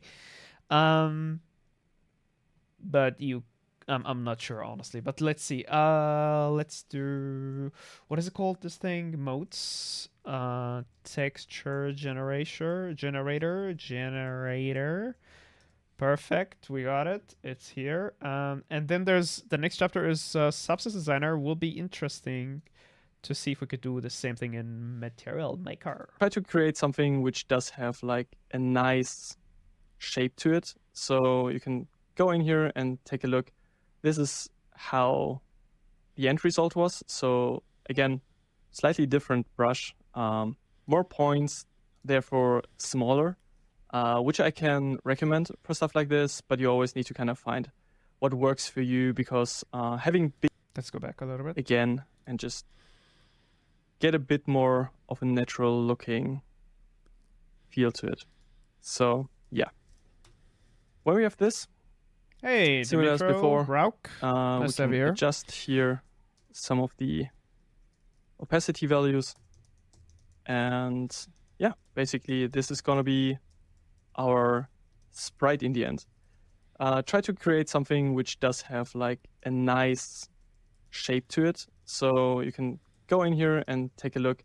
This is how the end result was. So again, slightly different brush, more points, therefore smaller, which I can recommend for stuff like this, but you always need to kind of find what works for you because having bigger points like this here can be really useful, so it won't be erased by certain post-process effects like anti-aliasing and those kind of fun little things which always get into your way, and then suddenly you lose all the information. But if you have those bigger, brighter points, they might still be visible, and therefore you actually get more out of your text. So now we learned that it is actually quite important to have the bigger points from afar. So let's get these on real quick. The only thing here I could see could be an issue is the actual brush that we will use for this. This is not so good. All right, so shall we add them manually? Maybe that's a good idea. Let me check. Yeah, we might be a bit limited because of the software or because of my knowledge about the software. That could also be. Yeah, something like this. All right, so Shift W, right? Let's get these in. Let's make them less prominent. Like really less prominent. make them a bit more big here, and we can also delete them later, like shape them correctly.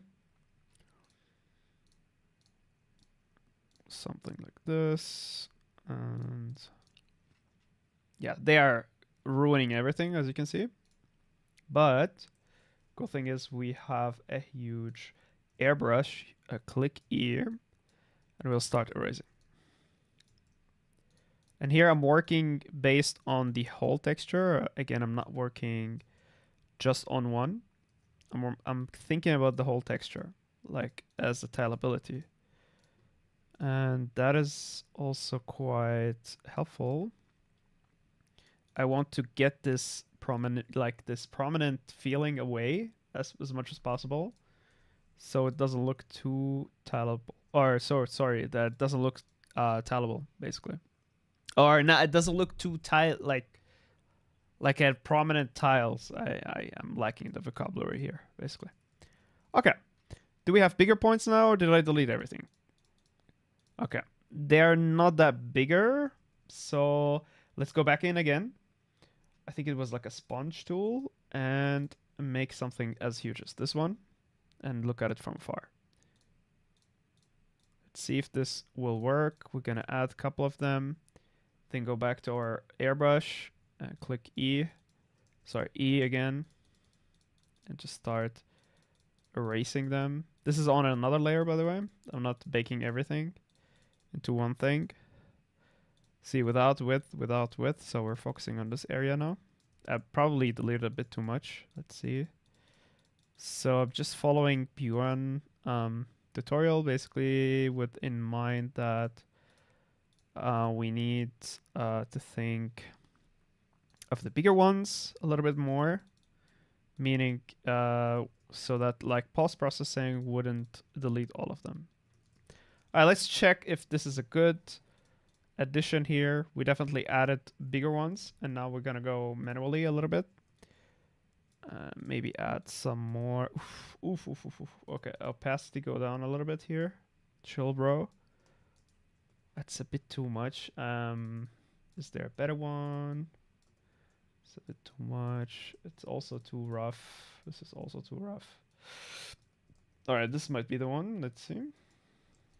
I don't know what to describe it. Meh. Let's see. All right, let's go maybe into these a little bit. Okay. So basically, I'm just checking here. This is what happens when you go into a new software that you don't know about. But it is part of experimenting. I think we owe it to our own craft not to be stolen from us, to learn a new software, to get a bit uncomfortable here. That is fine, as long as we could, you know, get the results back. Should I be satisfied by this? Oh, here's another trick. Control J. All right, so Shift W again, and let's go into the eraser, the airbrush. E, because it switches between, because eraser in Krita is a mode, basically like blending mode, and this is a bit confusing. Let's get a bit bigger here. And see what's been added. And merge these two. All right, then let's go clean up a little bit. Especially here, this one. Let's go a bit smaller. All right, let's see how that looks like. It's a bit different. So let's see what the next steps are. Sure. And then, yeah, last thing, pretty similar. You would just take this again. I would duplicate those two layers because this time we actually want something which has like a lot of like detail in the middle. We go in here, put it in the middle, put it like to 100%, and then we can just kind of even add like multiple more brush strokes onto it, because at this point, what we want is we don't really care a lot more about like the shape and everything. We just care about like something which is actually visible, right? So if we go back to our brushes and we select our brush particles, let's find something which is actually quite dense, which this one isn't. Also not. First one. Yeah, that's good. So yeah, do a layer on top and just draw a bunch of those in. Something like this. Can be really messy, honestly, because we immediately gonna erase most of the stuff again here in the middle. We just want to have like a dedicated spot in the middle, which is brighter. We're also gonna like blur this immediately, because like you've seen in the final image, this here is more of a very small texture, which you always need to kind of make sure. So use, by the way, it's Control minus and Control plus in Photoshop if you're not used to it, where you can zoom in and out. And therefore, you need to be able to see something if you're on this kind of scale. So you can actually adjust a lot of those layers, which are down here, to just kind of make sure that you can still get something. This doesn't need to really look or feel like dust. It just kind of needs to have an interesting shape with some like little dots and details in there, which kind of indicate that there's like more to it, which usually motes are when they break light. So yeah, that sounded like Mozart. That's basically it on how to do all those 3 different things in Photoshop, and we're gonna jump to Designer right away to kind of see how to approach it in there. Cool. Okay. Just gonna go a little bit back here and just check the types of textures we're asked to create. Sorry to play the video and talk at the same time. One that is tileable, basically fully, to create like a Motes splatter texture. And what you can see in here already is like a tileable splatter texture for it. So this is going to... I think that part was not so clear in this tutorial, but I was also not so paying like the best attention to it. Be the first thing which we're going to create.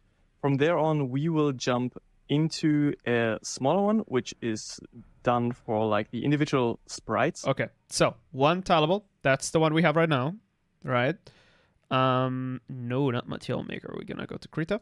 Okay, so let's go to the one before that one, or you know what? That's probably fine. We're gonna have 2 variants. Okay, let's do 2 variants. So we will do this. Control G for grouping. This will be tileable with huge details. Right, so this is first. And then we're going to do Control D or Control C, Control V to copy the group again. Take the big parts out. We're going to call that one tileable with small details. All non-blurred, right? So we're going to just add the blurred. If we ever go that far, we're just going to add it later. Control D on that one. Oh, sorry. Control C, Control V on that one. And now we're going to create the next one, which is this one cut by the edges a little bit. Okay, so let's go here and let's create a black. Yes, so we're gonna start cutting off the edges, and we're gonna do it a bit similar to how he has it here and add a bit more smaller details like he has it as well. Like this, a bit of cutting, cut. Just go over it very vaguely. All right, we're getting a bit, we're gonna take out the smaller detail. Hey, Skeet. Hey, Sunwave again. Nice to have you here. Yeah, let's take that out. It's getting similar to this one. What I will do now is copy paste that one and do exactly like Björn did with the Control T, scale it down like this, and Control J, again, Control T, you know, move it around, flip it horizontally, This all helps to add more details. Control G again to have more of it, and Control G, and let's do Control T and scale it down, put it here, somewhere here. Here we go. And that should be pretty good, I would say.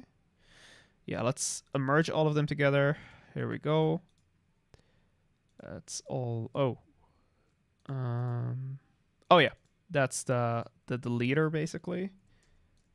All right, so yeah, that we're gonna keep that one. This is pretty cool too. I'm gonna lower it down a little bit. And here, yeah, that's the cutter, the box cutter. So what I will call this one is I will call it tellable within a box. Within a box. All right. We'll basically build upon this one where we take this just a tiny bit and then basically mask out the edges.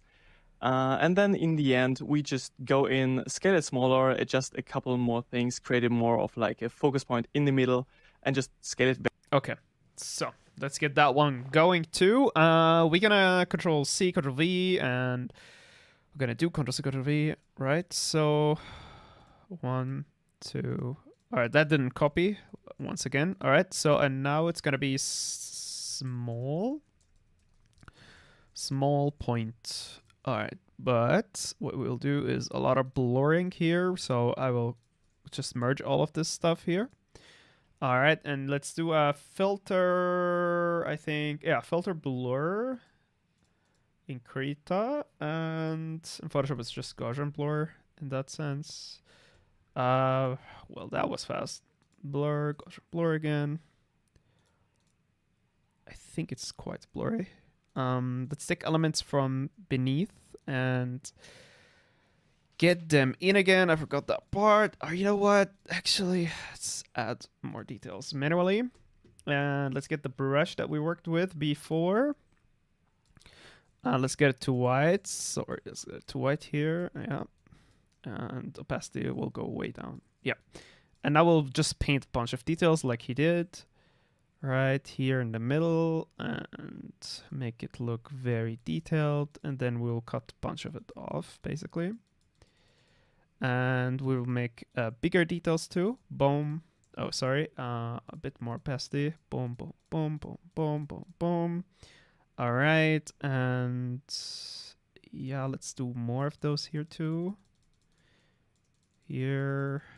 All right, let's see, we're gonna take a look at that later.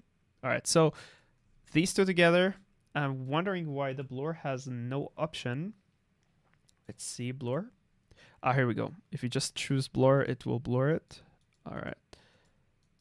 All right, so here's what we're gonna do. We're gonna duplicate these, sorry, and Control E them, meaning merge, and then we will blur this. MF, here we go. Filter, blur, blur, boom. Yeah, it's pretty much the same kinda, but the other one it has way more details. Yeah, let's see how it looks like. Jump into approach a lot of this. You can use little small particles, edges. Okay, let's compare it. Okay, it's a bit too blurry. What we'll do is bring it up back again.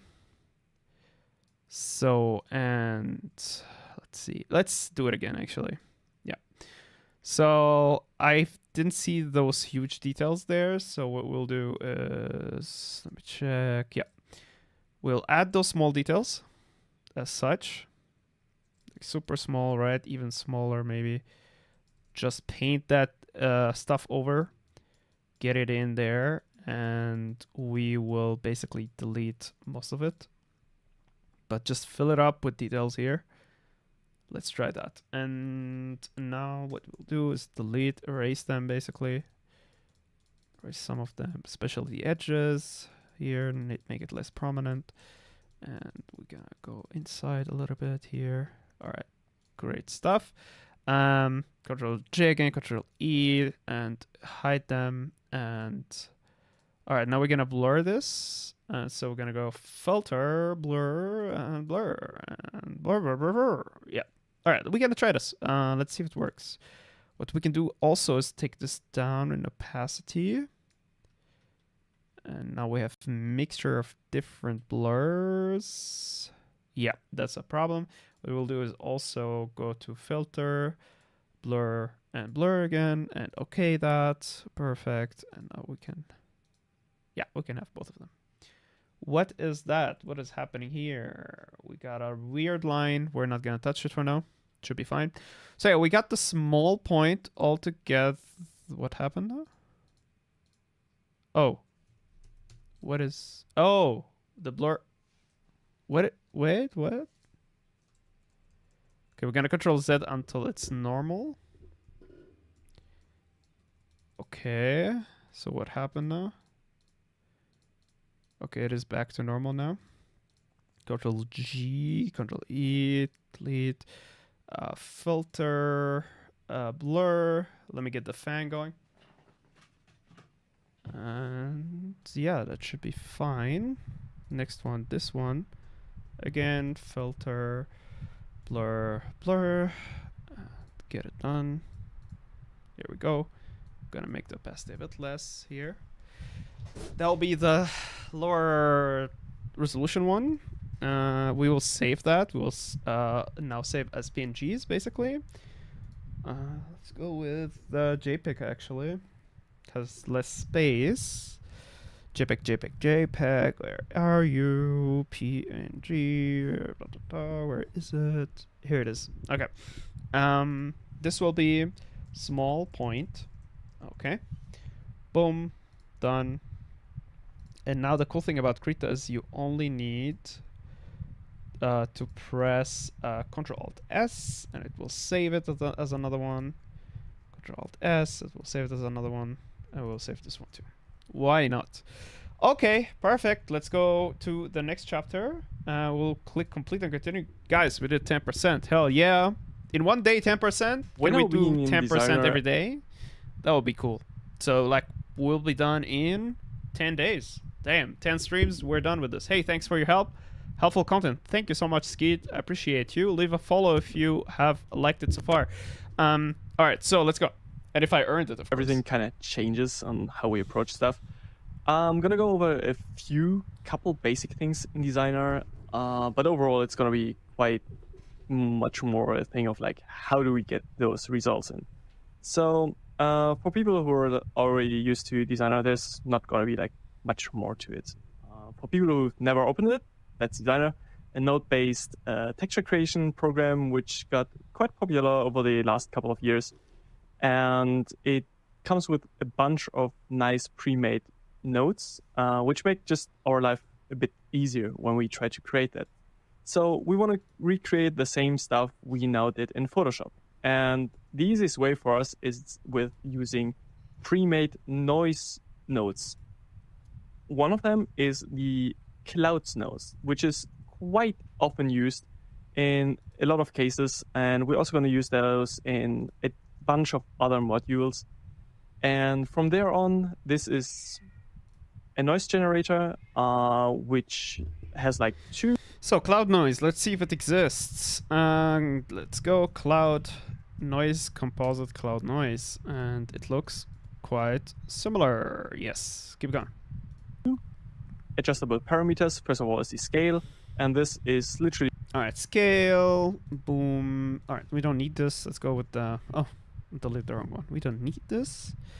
Ooh, you can even have a whole deep dive with how it's created. Okay, cool. I guess Material Maker. Can I go back, please? Maybe I should exit. No. Okay. Okay, how to do this? Just double clicked on it. Oh, and now we're ruining the layout.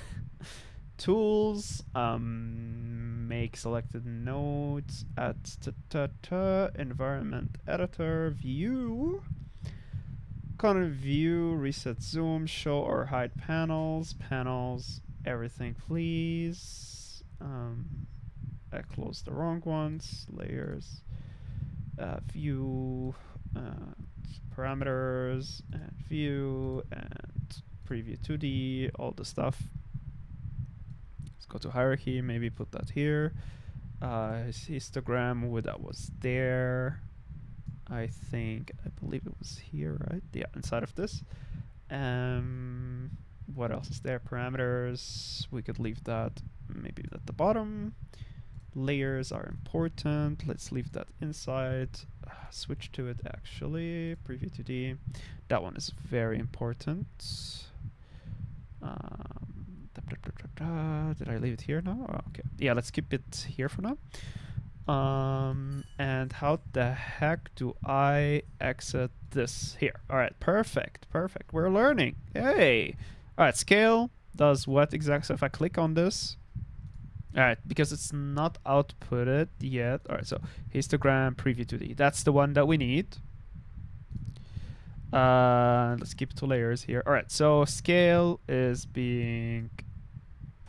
it taking it into consideration here? What scale is or not? Hello, Sprava. How's it going, buddy? 7. Let's see. Oh yeah, it is. It just takes a little bit of time, but it is actually doing it. That's perfect. All right, so we're working out of cloud noise, says Bjorn. Let's keep going.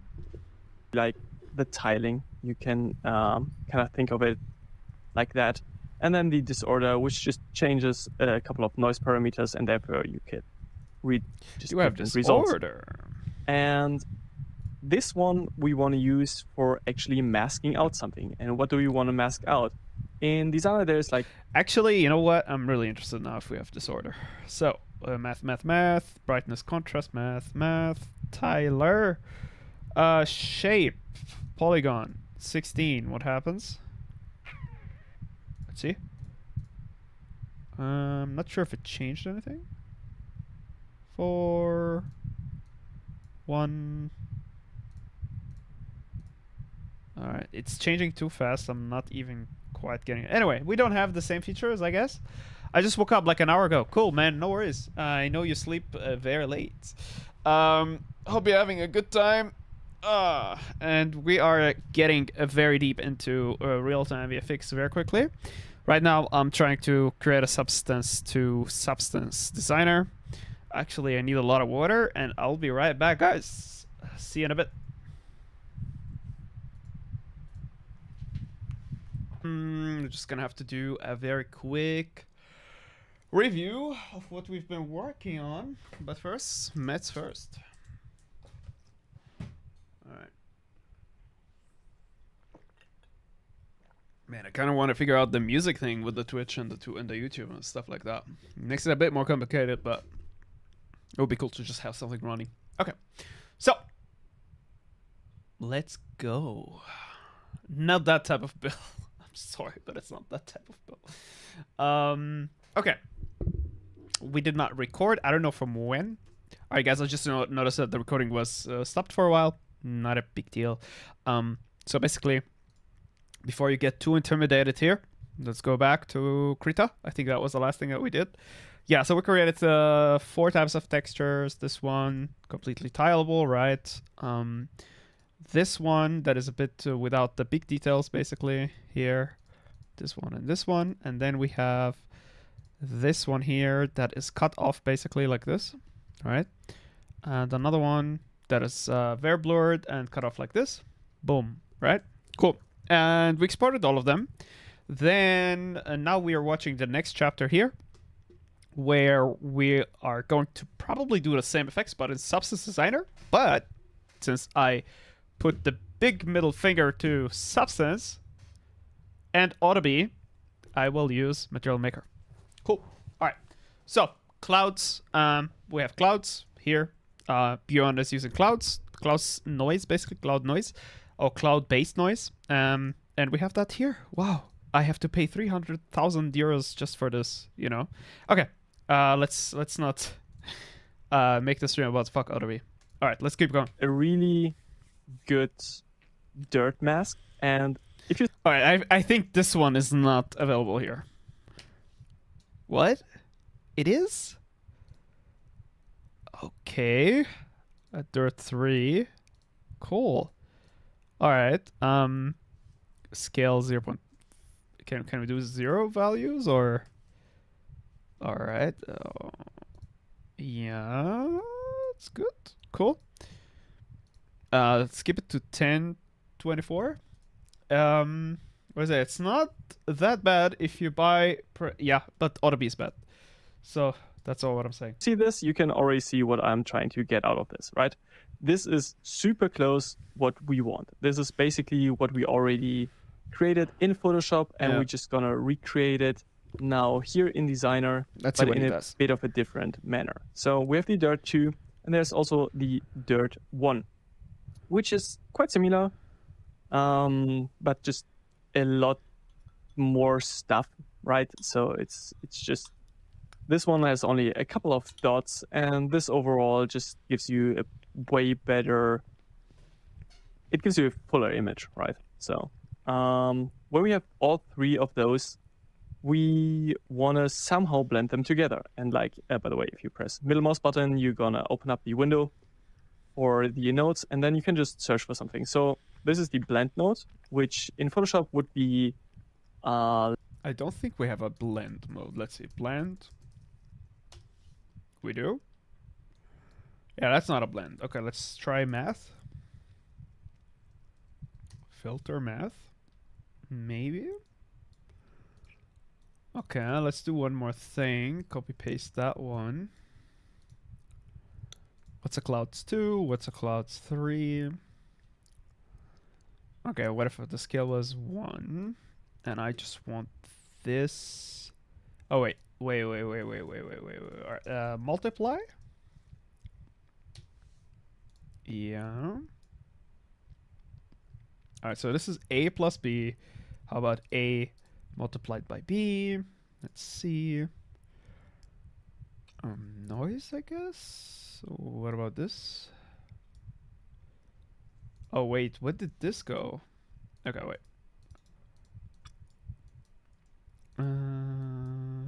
No.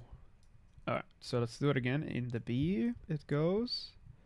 Oh, look at that. We got like a similar effect to the dirt noise from Substance Designer. Who would have thought? Cool. Yeah, that is quite nice indeed. Do we have a power, maybe? Power? No. Okay, but we have math, which is cool because we could do the power. Yeah, power. And then if I put this here, wait, if I put this here and I make it power 2, come on, dude. Yeah. We're getting like a super contrasted one. Boom, in here. Then we have, oh my god, yeah, now we're talking 1.5. 1. We can't do, okay, we can only do like straight numbers basically. Or can we do this actually? Yeah, we can. That's cool. Great. Great success, my friend. It's pretty good. Yeah. Let's zoom in a little bit. It's losing a little bit of its value. I wonder if we have contrast. Do we have contrast? Contrast. We do. Cool. Let's boom that in here. Take the contrast up or lower. Oh, interesting. Okay, but the brightness I could also manipulate. I mean, look at that, right? There we go. That's what I'm talking about. Cool. That is freaking awesome, dude. Nice. Can I make this tileable? How to see the tileability of this? Center view. View. All right, let's go to the view maybe here and do clamp repeat. Here we go. We got it. We got it working, everybody. A new software. I don't have any experience with it, but it works kind of like the Material Maker or Unreal Material thingy. So that is helpful. All right, let's keep going. Layer mask or layer blend mode, depending on kind of how you want to see it. So we want to somehow mix those two up. Here we have the Dirt 2 and the Dirt 1. And if I just plug it in, the first one is going to be the foreground. The second one is the background. The foreground one is the one which you're going to adjust here with the opacity. So that is the layer which is on top in Photoshop. And if you therefore adjust the opacity, you adjust the opacity of this thing. If you do it like this, you can already see like we adjust this opacity and therefore blend in like the dirt one, which is on the lower layer of the background in Designer. But we can also use a mask for driving this. So if we put it back one to one, we just get the upper layer, so dirt 2. If we then plug the clouds 2 node into the opacity, we will immediately kind of fill it based on what kind of value we have. Like if it's white, then we get like the dirt 2, so the upper layer. If it's black, then we get dirt 1, so the lower layer. And we kind of want to use it like this because like this one does have like a lot of white values in it. And so if you can see this, so that kind of works like a lerp function, right? So I wonder if we have a lerp here. Okay, what is a lerp in terms of mathematics? What is a lerp in terms of mathematics? It's 1 plus 1, right? A plus B. And it is going like through a clamp thing? Or a clamp result is just putting it 1 to, I think so, like 0 to 1. So it's not exceeding beyond the value. Let me think of a way to achieve that. Math. Okay, cool. Is there a lerp? Log power, absolute, round floor, seal, something, trunk, frac, min, max. Is it the min and the max? Is that the one? Let's keep going. What else do we have? We have A, B, cosine, sine, tan, smooth step, ping pong, sine, modify, tan, ASN, isos, whatever, sine, cosine again, tan, exp, snap, and degree and log. Is there more? Log is the last one. Okay.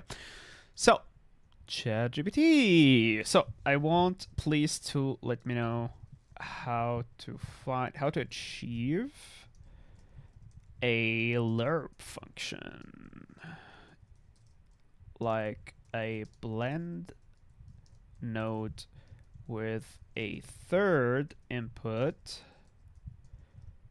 that functions like a lerp in Unreal Material.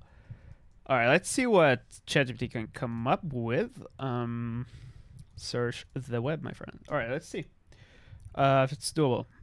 Searching the web, it says. Good. In the meantime, Mad and Material Maker background, bottom layer, top layer, mask opacity, grayscale input. Okay. Blend mode. How to set it up.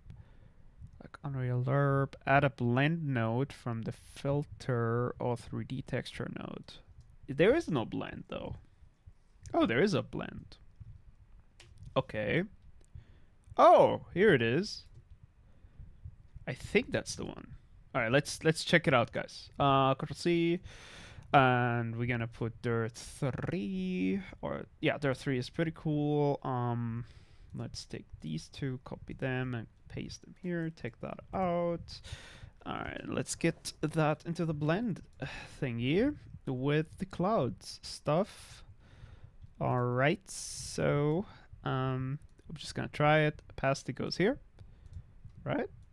Or does it not go? What is? Oh, interesting. You can add your own. Connect your first texture into background layer. Connect your second texture into your top layer. Connect the grayscale masked or desired noise alpha texture into the opacity input. So, do we need to convert those? Convert.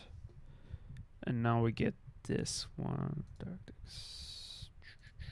Yeah, that's not gonna work. Let's try again, layering multiple textures. Add input plus mask. Each has Material Maker's blend node is variadic, meaning you can stack more layers. Is it though? All right, let's check blend again. What is filter blend? That's a new one. All right, let's get that in here. That fits now. All right, so this one here. Does it fit? It does. This one here. Does it fit? It does. Oh, look, it's doing it. Okay. All right, so here's what we're going to do. We will pick the math from above. Here, copy. And, oh, so here's what we're going to do. These two, going to copy them and paste them here. Then we'll pick up the first noise and put it in there.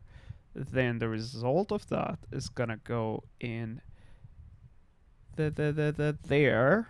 Okay, that's for dirt 2. Okay, this cloud is gonna stay here, and what we'll do is again the same thingy. We'll copy these two and put them here. Dirt and clouds, just to make. What am I doing is this. So, wait, this goes. Yeah, sorry, I'm doing this to the dirt texture. This here, and we'll do the same thing now to it here. There we go. So this is doing like a bit of contrast on the cloud to make it more clear. And yeah, we're doing this thing here, and let's get it inside of layer 1. Yeah. Oh, sorry. Yeah. No, you will go here. Exactly. And now we're getting a result like this. Yeah. Okay, so what we will... Yeah. Let's zoom in a little bit just to see what's happening here. It's choosing between the two dirt textures. Kind of a little bit like what Björn showed. Maybe it's not as good. Maybe... Why is it not typing? Type, my friend. Can you type, please? Okay. Okay, let's do it a bit brighter here. And then the result will look like this. And then it's going to go through a contrast layer here to make it look more visible. This is what we have so far. Okay, let's see the result he got. And we don't want to have like that much noise in it, right? So like the dirt one, is so much going on. Yeah. And it's really nice for filling in certain spots, but we don't want to just have a completely cluttered, noisy texture. So we want to have like the dirt 2 linear interpolate. Maybe let's see.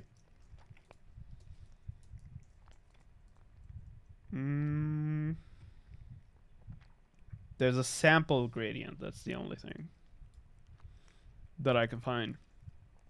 Oh, maybe you meant something else. Let's see. I just wanted to see here the result, and back here, he's getting less noise. So we need to figure that out. Let's see if we put more power. Same here. And then with the contrast and the brightness, we'll get more oh yeah, that's the one. We get more contrast and it should solve it. Yeah, we got it. Cool. Next. For most places, therefore having this texture to just kind of blend in the dirt 2 on all the white spots, and the black spots will have like small holes where dirt 1, so a bit more noisiness, will be filled in. And then if we blend those together, this is the result we're getting. Yeah. So yeah, basically this would be a really good start. And this already gives us a tileable texture, because one thing which comes in Designer kind of by default, except you change a couple of things, is it is perfectly tileable. See? So I can use a transform node and then I can kind of move it. That's similar to the offset in Photoshop. And you can see there it just looks perfectly tiled.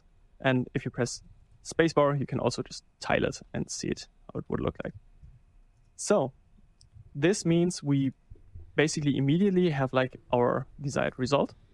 And from here, we could change the... Double click on node will show it in the preview. Only clicking once lets you adjust settings of the selected nodes without overriding the preview. Okay. This order, this scaling, and just a couple of other little factors in here to just create something which we think looks good and is not too noisy. From there on, what we could use is like a blur HQ grayscale, put the quality to 1, and then the intensity, just do something quite subtle. So maybe 1. All right, let's see. Let's check if we have blur here. I'm not sure, honestly. Blur. Filter blur. Okay, girl, nice. Let's put that here. Let's check it out. Boah, it did a lot of blurring here. All right, so we're gonna go with 1. Why do I not have the ability to edit? Okay, now I do. Numpad was num. Okay, that's not bad. We got the blur going. Nice. But this is less contrast than what we have, so we're gonna lower the contrast a little bit here. I'm gonna go with we're gonna go with 1.5. So 0.15. Let's say 0.15. Okay. Is this similar to his? All right. No. Too much blur. Let's go with 1.5 here. Boom. And let's keep it to 1040. 1024. Sorry. Is everything clear here so far? 2024, 2024, and we're gonna just delete these. Boom, gone. And we're gonna put them here. All right, let's check it back again here. And there you can see we basically immediately have what we have like in Unreal right now already with the final texture. And yeah, how would we go about like doing the other two? The one which is not tileable, we just go into transform and just kind of move it a bit around, you know. Do we have transform in Material Maker? Transform, boom. Okay, cool. Here we go. Oh wait, input 1, yes. All right, click here. And transform, right? Ooh, you could spin. Ooh, you could scale. Okay. Ooh, you could ruin it altogether. Probably not the best way to do this. Scale, yeah. All right, it's clamping. Repeat, and now we will probably be able. Ooh, look at this. Okay, not this maybe, but oh shit! But now we're getting the stuff here. Not a big deal. We're just gonna put this in the middle, and then we will put an oval shape, simple SDF shape, circle. Ooh, that's a bit not what I. Ooh, this is so cool. I could stare at this for hours. It's so satisfying. Cool, man. Material Maker is great. Okay, that's not what we want, but we're probably gonna need like a mask, and we'll see how that's done. Before, just get a nice spot like this, yeah. And then we just wanna get a shape. Or how you write shape? That's how you write shape. And we go into paraboloid. So basically circular fall-off, and then we blend those. So what we want to do is we use the shape we generated as a mask. So we could have also put it into opacity, but the way you usually do it, you take those two and you would change it to multiply. Okay. Let's do this. So we need a shape. Do we have any shapes here? Actually, we do. Look at that. We need a circle. What are the options here? So what does this do? What does this do? What does this do? What does this? Ooh, that's pretty nice. Ooh, hell yeah. Okay. And obviously, what we need to do is multiply that thing. So mathematics. Multiply mathematics. Boom. Boom. Nope. Just make sure it's in. Yes. And boom. Hey, we got the other texture. That's pretty cool. Cool. Let's go to next. And therefore, you now have like something which is masked out around the edges. And this looks already decent, I would say. But we want to have something which does not look that ball-shaped, right? So we might get quite close to the camera or to the sprite in this example. And therefore, it just looks kind of weird, like this almost planet-shaped thing. Mm-hmm. So let's go in here. Let's use a warp. Do we have a warp? Warp. Looks like it. That's it. Intensity is doing nothing. Quality is doing nothing. Blur is doing nothing. Max is doing nothing.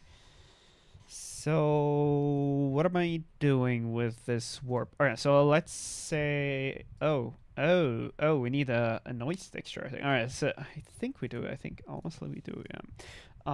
Clouds. All right, let's get dim clouds in here. Let's see what happens. Oh damn! Cool. All right, I can deal with that. Yeah, now it's working. All right. Ooh, that's pretty cool. Okay, what if it was on max? All right, we need something in the middle. We need a minimum, maybe. Blur. Max. Okay, let's see how he does. And what a warp does, it just kind of... Hey. Okay. Hey, DJ Kiki, how's it going today? Whatever you put in here, it's going to distort this shape based on this. So if we take, let's use another clouds because we already know it at this point, right? So just put it in here. Oh, that's doing a way better this job. Is the result we have. So this won't really work nicely. So we need to first scale it a bit smaller. Okay. We're kinda getting there. Kinda. Alright, so let's see what we're missing exactly here. Scale 22, 10, 24. Let's go back to the middle. Oh, that's what we're missing. Got it. Quality. Less quality means more noise. More quality means more quality. All right, what am I missing here as well? Scale, let's get it up to 3. 1. Okay, what else? Okay, max, minimum. What does that mean? Is he getting those results? He's getting better results. Blur. Blur is probably the better result here. Good. Let's go back to 2. 2 is taking it away again. All right, so here's what we're going to do 2 here. We're going to lower the... What is this? Sides count. What is side? Oh! No. Okay, so this is maybe for the hexagon stuff. All right, so we're going to lower this a little more. Like this. How does this look? Oh, yeah. Now we're getting a nice warp. All right, let's keep going. And then in here, we can go in and like just adjust it. Damn. So this might be a bit weird to look at. So we might use something different. So this has a bit too much detail. So if we go in here and say we use a Perlin noise, and a Perlin noise can get quite small without having any issue. So let's use this. Okay. And now we have this here. And this looks a lot more natural to it. And then if we also blur this a bit more, then we're going to have like a result which you can use quite nicely in here as the final blend. And okay, let's check the Perlin noise, honestly. Perlin. I guess we don't have that, but let's see what we have instead. Looks very interesting here. 2 and in the Y we can control both. Folds. Oh my god, that's pretty cool. Iteration. Oh, all right, cool. Resistance. Okay. Offset. Oh, you can do cool stuff here. Let's do 3 by 3. Hook that up instead of the intensity here. That's pretty cool. And let's lower the actual quality can stay up. Oh my god, now it's making more sense to me. Yeah, that makes sense. Offset. Alright, let's blur this then. Blur. And keep it to 1024 and... Oh wait, we have to click here. Alright, let's make this a little bigger. Okay, this is not changing here, maybe? Yeah. Okay, and now let's put this instead of the other one, which is this one. And now we're getting... Oh, excuse me. Here. Yeah, so that's the more natural one. Let's try to F around with it a little bit. So one way we could do this, make this a bit more interesting, is by getting more texture, I guess. 8 with the Perlin. What are we getting here? We're getting a result like that. With the Gaussian, it's getting to be like this. The blur, sorry, 100. Okay. Direction, 32-bit. What else can we mess up with here? Oh, one direction only. Okay, that's pretty cool too. Let's see what else we can do with the noise. So I think this is too much. Let's go back to 4. Let's do the oh shit, this is pretty cool. Iteration. Persistence. I think this is fair. I just want like a very detailed one, but very small. Okay, it's fine. And it's still very circly a little bit. Alright, so what happens if the cloud makes it into the intensity again? Let's see how that looks like. Did you cut your beard? What? Why does that matter, dude? Okay, so let's see both direction. And let's see here. What does that mean? What does that mean? Here we go. Cloud scale. Does that change anything? It's still quite circly. Maybe we do go with this then. It's better. It gave us a better result. Yeah. Let's do 20 here. See it at the end. It's still very... Okay, here's what we're gonna do. Shape, circle. It's not changing much, I guess. Yeah. Lower the quality a little bit. Now we're getting there a little bit. Yeah. Okay. Okay. Yeah, that's less circle-like. We're gonna go to the shape. Up a little bit and... Yeah, more light maybe.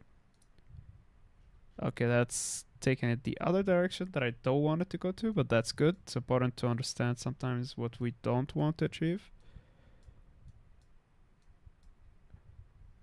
That's pretty cool. Okay, but it's too much. Here we go. Okay, that's fine. Oh my god. The allergies are killing me. Alright, we're gonna continue with the video. We're just gonna save this a little bit here. User downloads. Let's go back.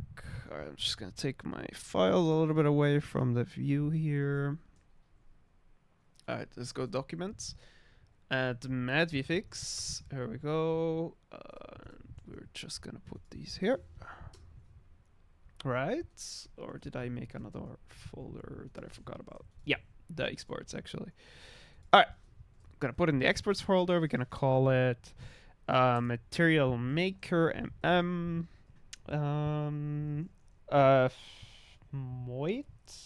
Motes. I keep forgetting how to write this. All right, Motes. Perfect. Let's keep going. If you now start playing around here a bit with the pattern noise, just adjust the scaling. And actually, this is kind of good. You will have something which looks way less like a ball and a bit more natural.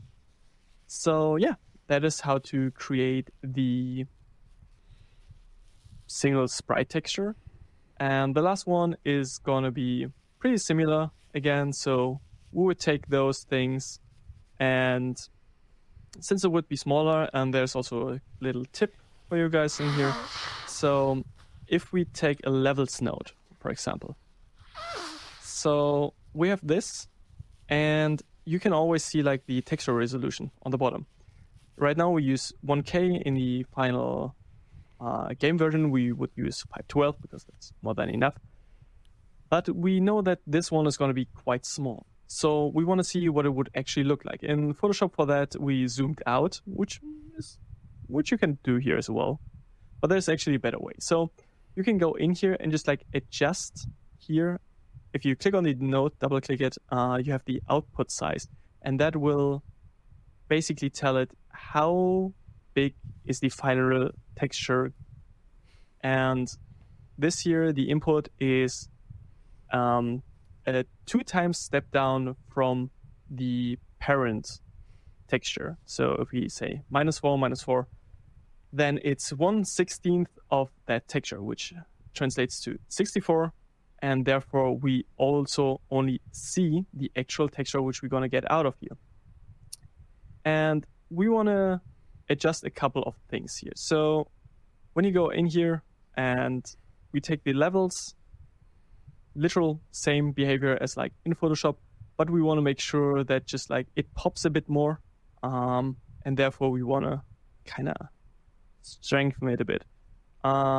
This could work. Try to keep still a bit of a gradient in there just to kind of make it an interesting visual to look at, even though it's tiny, right? But like it still interacts nicely if it does have like a tiny detail, and therefore we use the right side here, which is a bit brighter, and then kind of something which is almost in shadow, you could say. Yeah, and that's actually it. We have the first texture, which is tileable. We do have a second texture, which is the single one, and then we have the actual single tiny one, which is the individual modes in the air, all done in this small little gradient. Therefore, you can see Designer can be a really nice tool. It is not really better in any way than Photoshop. It can be a big help for some things, but overall, you just kind of need to say what you personally either have access to, because that's what it comes down a lot of time to, or just what you prefer. It's different systems. Okay, Bjorn. I think we do have access to a lot of those tools. Like I think I demonstrated today with the Material Maker that it is doable to work with like just a Material Maker like this and get similar results. It's really not about what you have access to anymore. It's, I think, more about if you are able to go beyond what is just being shown or beyond the norm and learn a new skill or a new program in that sense. Like Krita, I was able to do the same thing. Material Maker, I was able to make the same thing, right? Or similar, and not maybe not the same in the quality, but similar, very similar. And I think with practice and a lot of work, you could actually get it to the level of like Substance Designer. But I don't know. What do you think, guys? I'll leave it to you. Let's just do the same thing here and here. I think he did both of them. Yeah. And yeah, that's the levels basically. And let's go back to the video. It's a bit more, I wouldn't say artsy, but just overall a more traditional way of approaching texture drawing. Okay, so this gradient is still on the maximum, basically. And the only thing I'm not super happy with is the actual noise that is cutting it off. So we're talking about this node tree here with the contrast. So let's see what we can do. I'm sure we can do better. Yeah, here we go. We're getting better results already. Cool, cool, cool, cool. Now the question is, how do we export? Export. Cool, let's change it to 64 by 64. We're gonna call this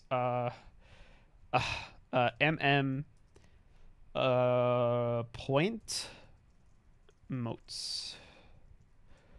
Okay, and now we're gonna export it as a PNG, let's say. Choose a file, again, the same file like before. Exports and save current file. Did it save it? Let's see. We're gonna jig it out. Hello, the Conqueror. Or the Conqueror. Yeah, the Conqueror. How's it going, man?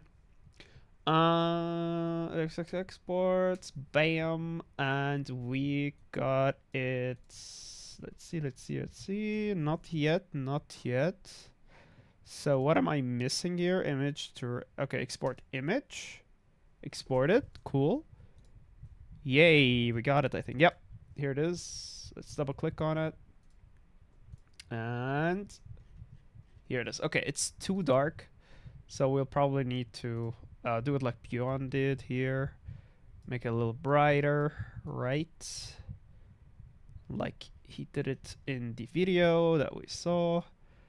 And yeah, make it a bit more like this, maybe. All right, now we're gonna export it again. Let's see if we could make it just replace itself. All right, let's see.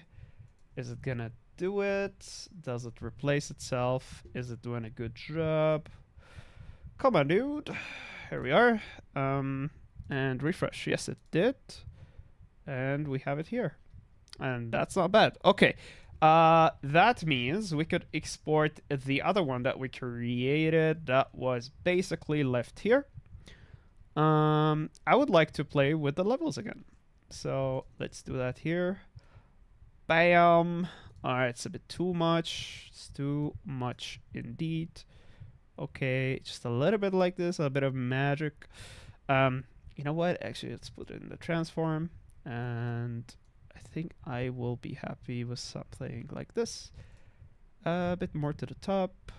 A bit more, maybe. Oh, nope, not this one. Come on. Okay, whatever. We're going to export. Actually, this one. We're going to export. Yeah, here we go. Export, and it's going to be called. Let's see. Where did I change the name again? Hey.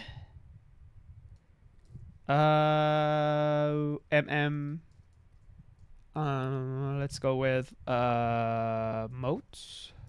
Tileable. Okay. And let's put this to 1024 actually. Image. All right, let's check that out. Tileable. Bam. We're good. I picked the wrong thing here for these. I put HEIC. That's not the one that we need from Krita. Krita, are you drunk, dude? What's up with you, man? Okay. First, let me do the filter mask, and let's go to levels. Adjust. Level. All right, here we can do the same trick. Here we go. And yeah, something like this. So now we have one that is hand stuff. Okay, filter mask and levels. Nope. Yep. And again, here we go. Let's do it like this. Okay, cool. We got that. Shift Control S, and please JPEG, don't do the other stuff. All right, we got that, and disable this. Hide the group, enable this group, get the filter on this thingy. Where was it? Here. And then you go to, come on Jack, filter mask and levels, and now you play with it a little bit. Yay, cool. I did the same mistake, dude. Damn. Okay, again, Jack, keep doing the same mistake and learn from it. Okay, here we go. Yes. Okay. And Control Alt S this time, which will save it as a JPEG in the same file. Same thing here. Let's add a filter mask. Let's add a. Where is it? Not the Dutch. Come on, dude. Levels. Here we go. Here we go. It's a bit too much. Okay, that should be fine. Control Alt S. Save. Here. Hide. Boom. Here. And add. Mask. Levels. Boom. Not too much. Go back. Check the Shift W. Woo. That's pretty good. Excuse me. Control Alt S, and now back to the files. That should show us the actual files that we saved. So these, what the heck? So these are from Krita, as you can see. So we're just gonna make a new file, Krita. We'll make a new file, Material Maker. Cool. These are going in Krita. These are going in Material Maker. Boom. Here we go. This is the Material Maker stuff. And yes, it's small. And this is also the Material Maker stuff. It's blurry like we did. I didn't blur the Krita stuff because I didn't want to blur the Krita stuff. Cool. Yep. Closey. Perfect. Save the actual Krita file, and let's just make sure that we are actually saving the actual Krita file, because Krita can be a little bit Krita-ish. Krita, boom. Yes, please save it. Cool. Thank you. Yeah. So far so good. Let's complete this chapter. And this one here is a bit more programmery for a lot of people, but both things can be super useful to learn and just play around with it, see what you like more. You can, like you see, get basically the same result out of both. It just depends on how well you know the program and how much time you spend into it. And yeah, from there on, we're gonna take the individual textures, this one, which we're gonna save, and we're gonna go here into our starting folder, environment textures, and we're gonna export it as a PNG, which is somewhere. There. Oh, sorry, I was blind. And we're gonna call it fx underscore dust modes. And now you can either go with something which like tells you quite easily what it is.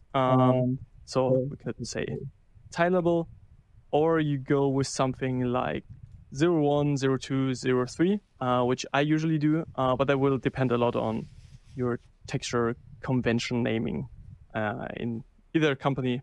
But I prefer, for doing it by yourself, to just call it something which you will recognize. So tileable, then we go in here, do the same, rename it from tileable to single, or cluster. It's actually a better name for it.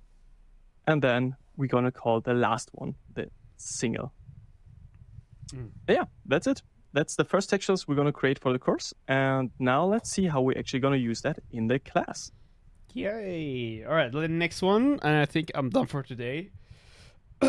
Gotta fix some stuff with the stream related to the stream, and now such we're as the chat. in Unreal, and we're actually gonna do the particle system. But before that, we will go over the material creation, because whenever you do a particle, you need a shader, which is kind of showing off the texture you just created. So we created this modes folder in here, and we're gonna do a second one in here, which we're going to call materials. And if you go in here, we right mouse button, material, and then we're going to call it empty underscore motes 01. And this will now be our material. By default, there's a couple of settings here, and those... Let's just create the material here and get these things up and running.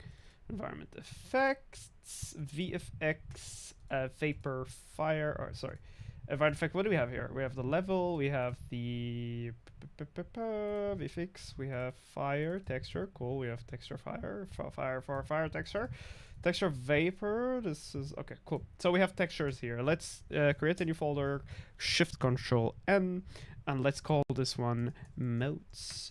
All right, now I had caps lock open, so yes. That's my naming convention. Caps on. Rename, damn it. Where's the rename? Rename. Okay, I have no idea how to do this. Wurscht in Austrian. Okay, we're just gonna go to here, and yeah, just gonna import everything. These are Material Maker stuff, and these are our Krita stuff. All right, so these are not blurred, these are blurred, and we got them going. Okay, so I'm just, damn it, what's with my F2? Hello. Maybe because the caps are on. Or is it because something with the FN is not going well? Yeah, it is the case. Oh my god, man. These keyboards, I swear to god. Okay. Motes. Perfect. No. Okay, you don't want it. Motes. This. Yep. And now motes. Yep. Cool. And I'll just put here. I'm just putting the name of the program. This is not a professional advice. You're probably gonna go with like something like TX for texture, and then we're gonna go with point. I guess I just called it point. I don't know why, or it's called spot. Spot, perfect.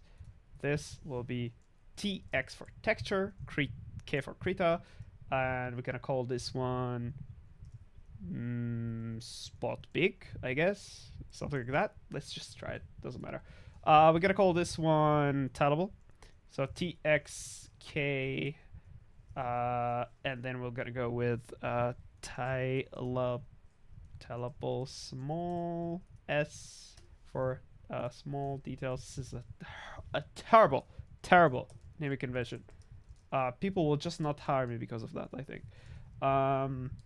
Big, I guess, large, whatever. B for big, exactly, Jack. At least go with a better one. Damn it, for real. All right, so we got them. This will also have okay. This will also have TX in the beginning of the name, and you too, my friend. All right, so let's see. Pretty good so far. We got the materials in, the textures in, and then let's go back to the course. Kind of correlate to the default way of creating materials in a modern game engine, which is the PBR workflow. We won't go into a lot of detail over this because it doesn't really make a lot of sense for us right now. So the important part for us here is that we will need to get just a couple of different things in. So we don't need all of those things here, but what we need is a way of making the mesh or the sprite we're now going to use semi-transparent. So we're going to go into the blend mode. We change it from opaque to translucent. And there you go. Now we have something which we can control the opacity with. So if I press like 1, this is going to place down a value. So like 1 and left mouse button. It's always going to give you a float. Plug it into opacity. And if it's 0, it's not going to be visible. Put that up to like 3. I really appreciate how Mad VFX is actually going through the details here, because like I've seen so many tutorials out there, free and non-free, where they just expect you to know all of this stuff, which can be quite annoying, honestly. All right, so material, motes, and 1.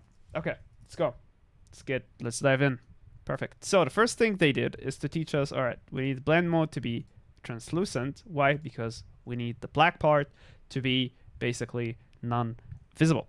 So how does that work? So we have values from 1 to 0, right? So if I have 0 on the opacity, it will go away. If I have 0.5, it will be there barely, right? 0.3, sorry, this is 3, 0.5, it will be half there, right? And 1, it will be there. And in our texture, as we can see, white things will be there, black things won't be there. Can I do this? Actually, I can. That's pretty cool. So if I hook that here into the opacity, we will see our motes barely, basically. But the cool thing is we could change this to cylinder, we could change it to a sphere, we could change it to a plane, which will probably...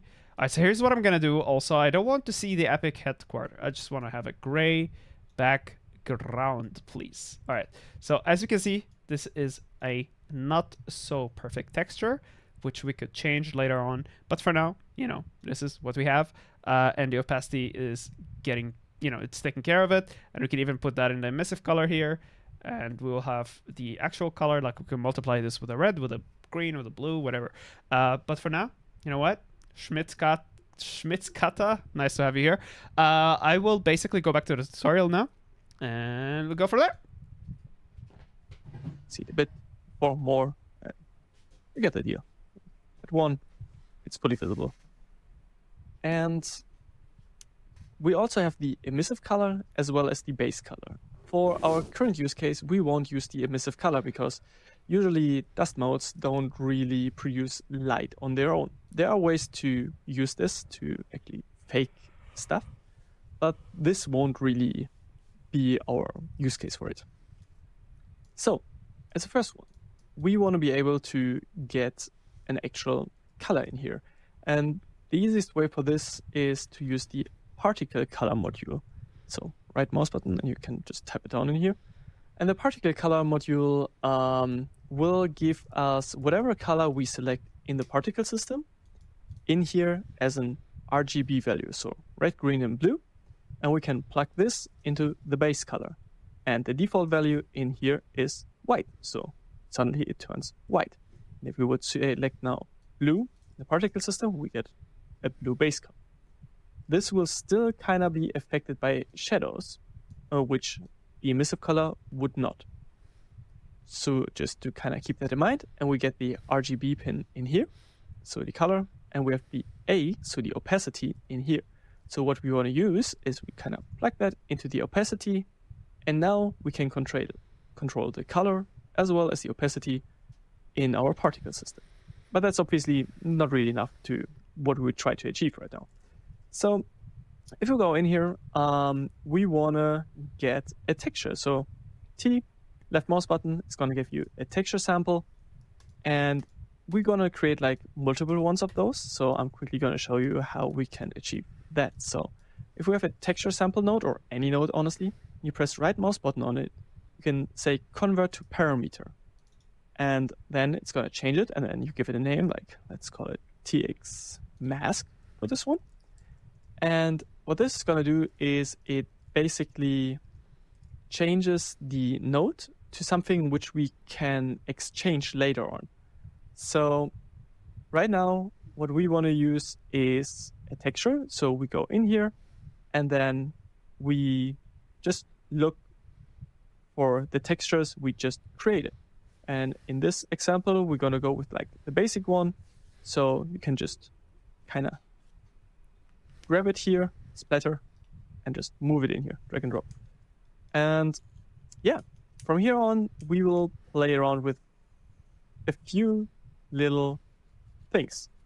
And the base of it is going to be that we want this mask to multiply with the opacity. So we can press M and then left mouse button. And we're going to use the green channel here. You cannot use any channel, but keep in mind the green channel is usually the most precise. So I'm just trying to guess here what's going to happen, and it will probably be alpha multiplied with green, and it goes into opacity. Just a guess. Let's see. like all those channels. The alpha can also be quite precise, but like green, whenever you have like all of those channels available, it's a really good choice. And then we just kind of multiply it with the alpha in All here. right, so now it's correct. And then plug that into the opacity. And so that's an advice to everybody who are watching courses and things like that. Try your best to try to guess like the next step without them asking you to, because that will help you get there. Like understand what is asked of you. So yeah, that's a cool challenge. We're gonna do this all the time. We're just gonna be like, okay, let's try to guess what's gonna happen. It's better, of course, if the course is telling you like, okay, so we taught you this. Try to do this on your own. 1, 2, 3, right? And pause the video. And then we're gonna show you how you're gonna do it. But you could just be like curious about it. Thank you, Sprava. Which we barely can see. Spasiba. And that is because our values here are quite low. Take a look. So pretty soft. And we kind of want to try to see what we can do with it. So if we have this, then the next part is going to be just being able to change the opacity a bit more. So we have already this in here, but it can be nice for us to just kind of visualize what we're doing a bit more. So go in here, and if you press then like S and left mouse button, you're going to get the float. Same as before with 1, but like it immediately is going to convert it to a parameter, which we can control. So this here, S is going to be the same as like pressing 1, then saying right mouse button, convert to a parameter. Same thing, just passive. So we want to put that to, let's say, 50 right now, because we want to actually see it, right? And there you go. Suddenly we can see it in here. This is our texture.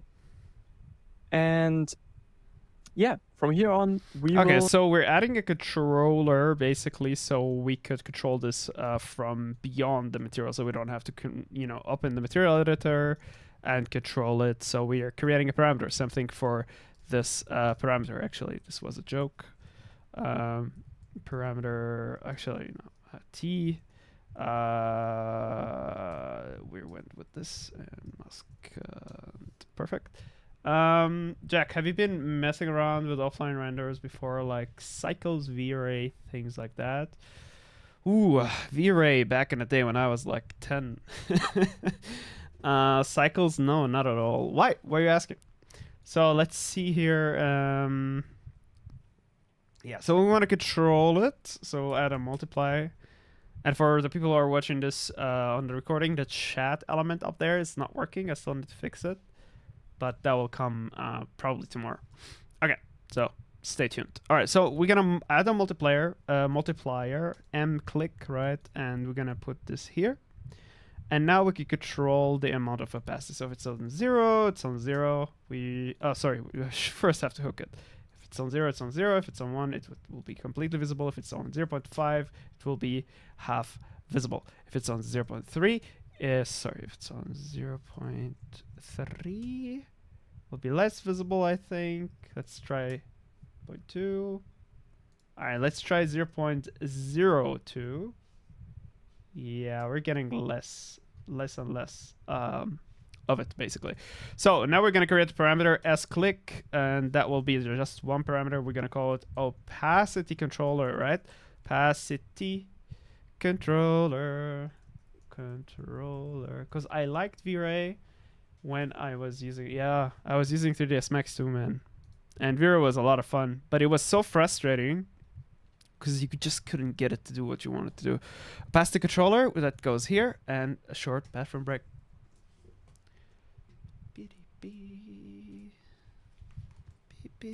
Shift, and okay, so you guys are talking. That's cool. Let's keep it going, and yeah, we're gonna put the recording back. All right, we're back. So, where were we? Probably, yeah, we were doing the opacity controller here. Let's keep it on 1 for now as a default, and we'll be able to control this from a different source later. Okay, back to it. kind of built just one more functionality in it, which I'm quickly going to explain. And it is not that hard to use, but I want you to kind of understand the idea behind it. So what we're going to use is a depth fade, and a depth fade is something which fades something based on a distance. So when we go in here and we use the depth fade on the base color, let me just do that here. We're going to ignore all of that. This is our plane right now, right? So let's use it. We go in here, select the material, and then if we go into the scene, let's just place here, let's say a sphere. Sphere is nice. So now that we have this, we want to apply the material, which is done like this. And you can immediately see that it changed colors. And this is because of the depth fade. So if you put the fade distance to 0, this is very helpful. It's going to look normal. But if we change the fade distance to something like 200, I can't tell you how long it took me, like trying to tell ChatGPT what I wanted to achieve, because I was lacking the terminology, right? And these guys are just showing it like this, right? With the very simplistic example, like here's a sphere, here's a depth fade. Well, that is really valuable. That's what I really enjoy. Like I've got pitched what Mad VFX is, but when I see it actually in the course, that's pretty cool. And also, here's the terminology, right? We go to D and there's the depth fade. Here we go. Here we go. Okay, back to it. This is gonna kind of create a black gradient on it. How this works is there's something called a depth buffer, in Unreal, which I'm not gonna go into a lot of detail right now, but basically what it does is it takes... I mean, correct me if I'm wrong, but isn't depth buffer basically like arrays shooting from the camera, and it's calculating which point is closer? Like when it's hitting an object, it's calculating which one is closer, which one is further. I'm not sure. You know what? We're gonna look into it. Maybe it is here. Depth buffer. Depth of field, decal. Ooh, dithering. Nope, it's not here. Okay. I'm just gonna look at it on another page here. Depth of buffer. Okay. Let's try to understand what the depth buffer depth buffer. It's hard to explain. All right, you know what? We're gonna use AI a little bit. Explain depth buffer like I am a child. Right, let's see what it's gonna do. And we're just gonna stay here a little bit. Think of that depth buffer like a secret superhero friend who helps your computer understand which objects are closer and which ones are further away. And this is a screenshot of a depth buffer. Here we go. This is what the GPU sees in the depth buffer. Pictured like layering papers or college pictures on top of each other. You only blah blah blah. It's like a measuring with a ruler for every pixel on the screen. The depth buffer keeps a number, how far that tiny pixel basically is from the camera. When something new tries to draw there, the buffer checks. Yeah, if new thing is closer, shows it and record its distance. If it's further, so this is how it visualizes it basically.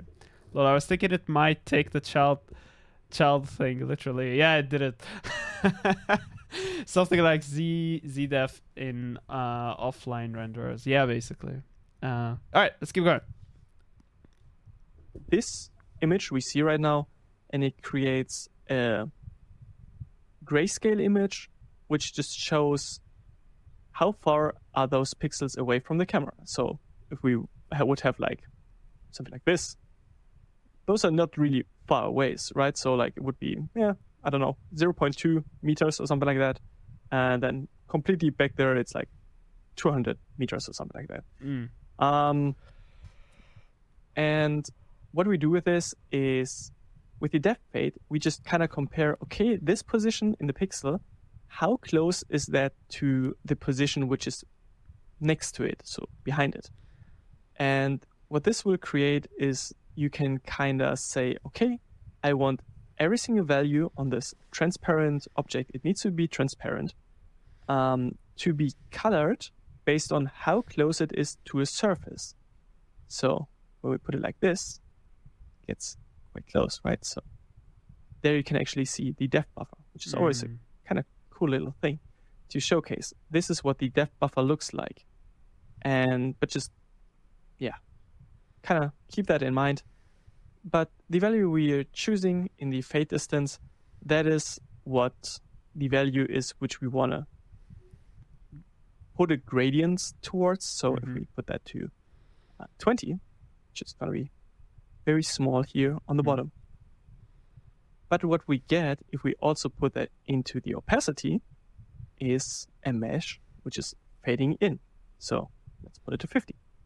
And now we have a sphere which does not create a really harsh cut on the ground, but it actually kind of slowly fades in, and therefore even if I show it like this, it doesn't look like it cuts through the ground. And this is what we want. Because that's whenever we have like a nice sprite or something and it kind of clips through the edge and then you see this ugly edge, this is just not great. So this is what we're going to use now. And we're going to go back to this version and... All right, let's try to guess how this is going to work, honestly, because I am imagining it like this, right? So we're going to have a depth fade. And what was it, 30 he put? All right, so it's probably going to multiply at one point, right, with all of these like elements.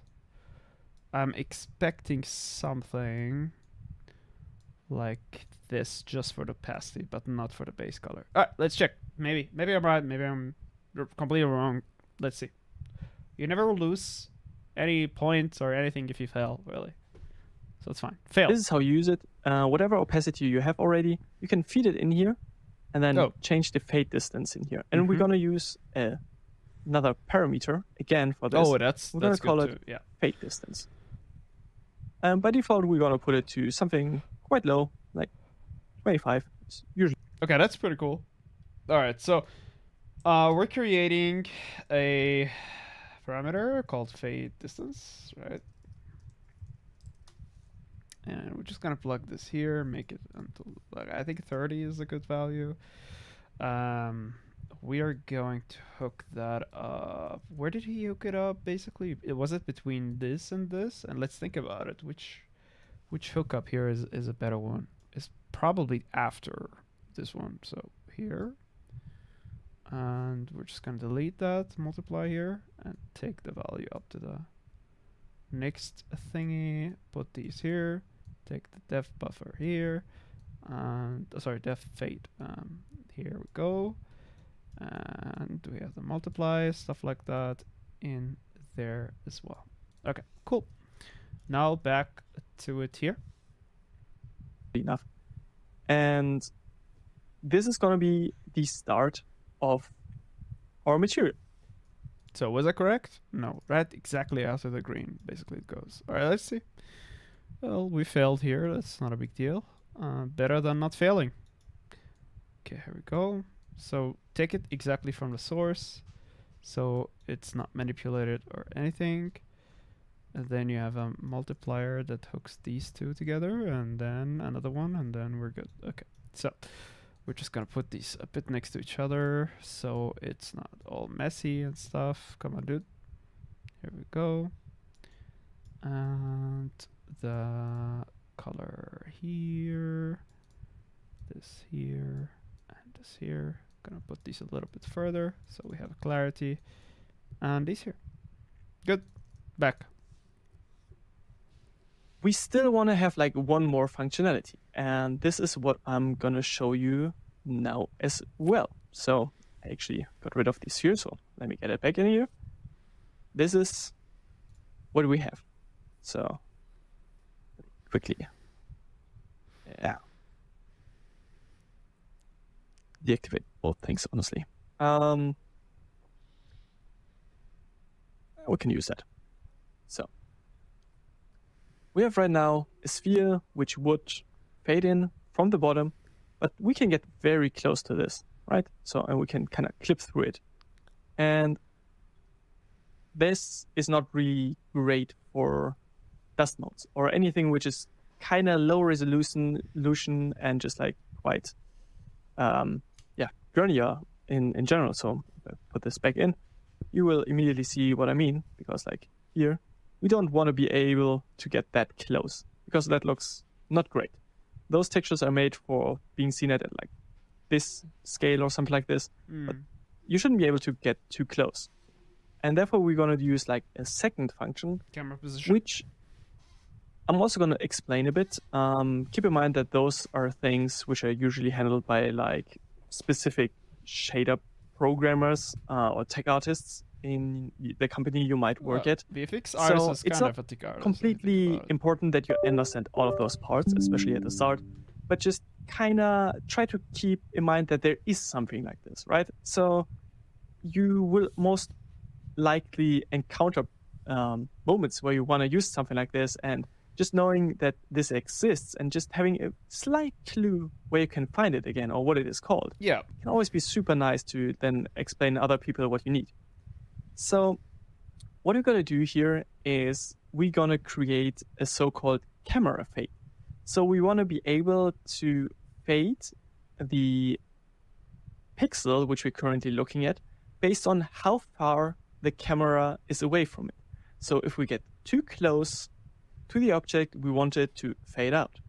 And this we kind of can do in a similar fashion to like how the depth fade functions, but there's not really something nicely in the engine which just does it by default. So what we're going to do is we're going to get the pixel left, which is the current distance from the pixel to the camera. Okay. And we're going to subtract a value, and this is the fade offset. So this is the offset where we want the entire thing to be completely visible.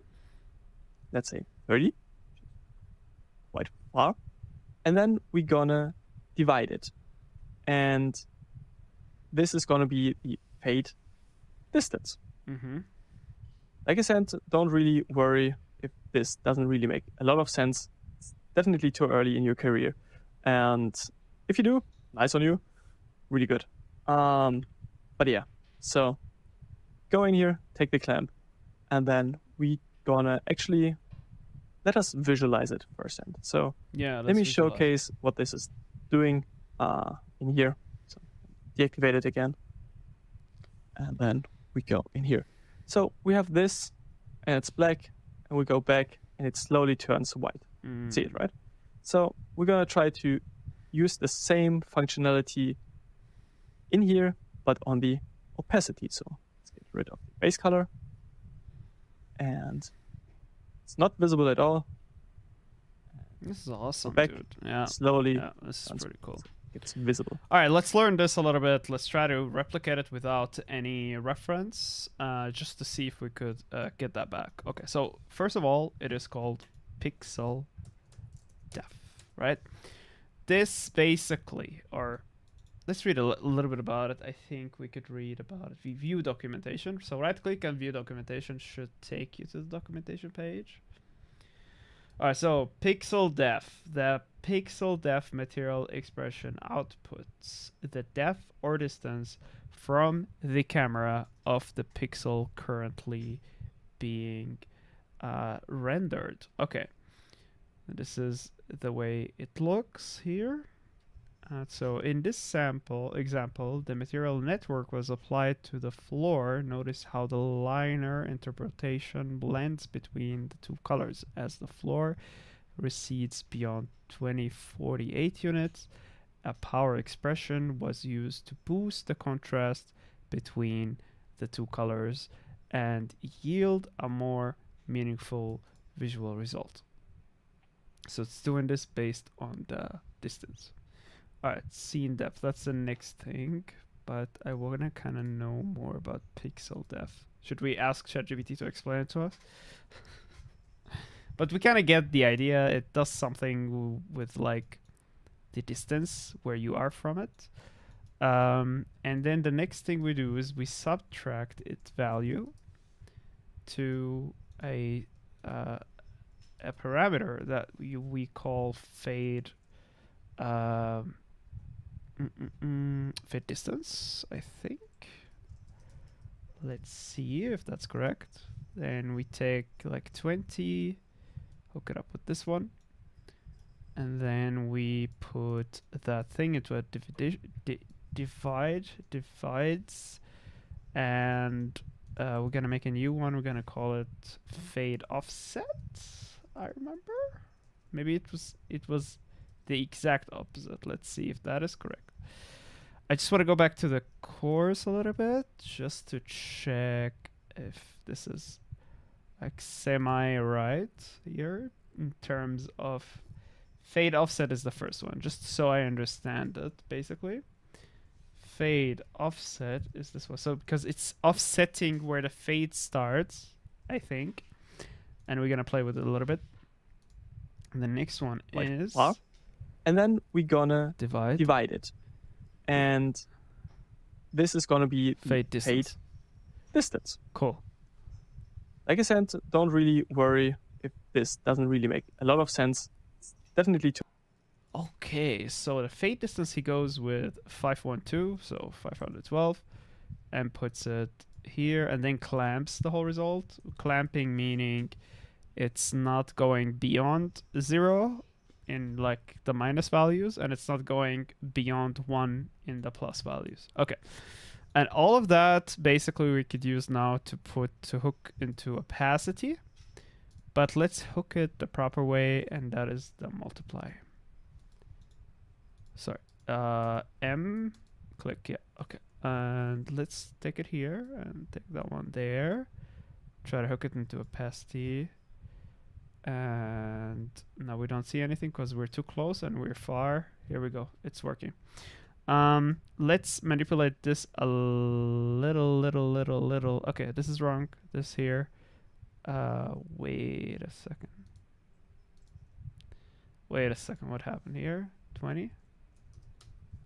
Oh, these are... Oh, wait, I made a mistake. Fade distance. All right, this 10 NSE, and this will be 512, and it's gonna go here. And now as we go closer, it disappears. As we go further, it shows. And so on. Perfect. So if we increase the distance here to 1024, it will... Alright, what if it was less, though, like here? We'll clip through it. Yeah. Okay, so we will try 224 multiplied by 2 for 48. It will fade like this. Okay, we got it working. Perfect. Safe. And the last thing we gotta do is continue. Alright, so Firefox, are you... Here we go. You can see that my energy is low right now, so I'll end soon. Early in your career. And if you do, nice on you. Really good. But yeah, so go in here, take the clamp, and then we gonna actually let us visualize it first. So let me showcase what this is doing in here. So deactivate it again, and then we go in here. So we have this, and it's black, and we go back, and it slowly turns white. See it, right? So we're gonna try to use the same functionality in here, but on the opacity. So let's get rid of the base color, and it's not visible at all. Go back, slowly turns black, so it gets visible. And now it's just like a matter of like adjusting those. So we can now use actual sprites and everything in the scene. And if we just get too close, it just fades out, so we can just walk through them so they won't clutter the entire screen, which is also a very important part. It's not just about the resolution. It's also that, like, at some point, like if you're getting really close, you might just not see anything anymore, which you obviously don't want to. So we have those values now, and those are another multiplication on the texture, or like opacity itself, right? So because we want this thing to fade out whatever we get in here. So put those things in here, and then I'm gonna go back to the opacity and put it to 1. This is what we gonna use. The entire functionality right now is that we can control the color and the opacity in a particle system. We can kind of boost it in here just to make it a bit easier for us to see, not necessarily for the particle system in the end. Then we have the depth fade, so it won't clip through walls. And then we have the camera, so it doesn't clip through the camera, basically. And you just have a bit of an easier time to hide low resolution textures. And then we obviously use the texture, which is the main driving factor for the look of everything. So we now created the main material, and we're going to use the same thing for our second sprite, and that is the single modes texture.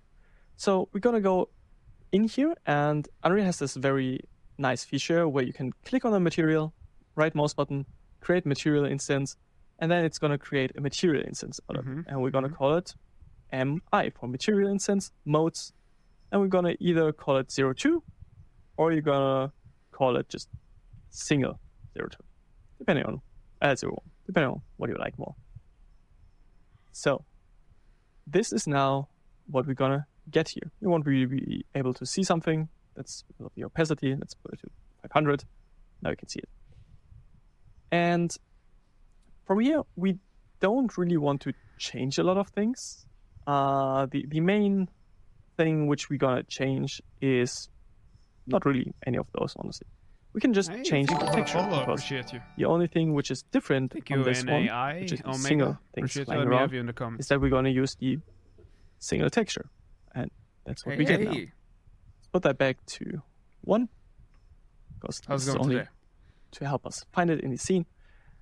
And now we have already all the textures and the materials made for the first version of the dust modes. And from here on, we're going to jump basically directly into the particle system. So see you there. Yeah, okay. So I'm going to leave you on a cliffhanger for tomorrow. I'm 1 hour beyond my limit today, but that is good because we just started. Yeah, so we're not going to continue, but I'm at least going to say good worked on a 3D model of a radio. So now we're going to do cool, the actual... my friend. That's pretty cool. Okay, so that is it for today. I think I'll put a little bit more time into fixing the stream, especially the chat, stuff like that. But hey, thanks for watching. I will catch you tomorrow. Things are going to get smoother as we're going. If you haven't followed yet and I have earned your follow and I've earned your subscription, definitely do it. I will highly appreciate it. If you're curious about the course, this type of course, where you can get it from, you can go to Mad VFX. Link in the description. And if you decide to ever purchase it, you can get 20% with my code, Jack20. And yes, that is it for today, everyone. Hope you had a nice time. I will see you tomorrow, the same time, around 10 CEST. Have a nice day, too. I appreciate you guys. Join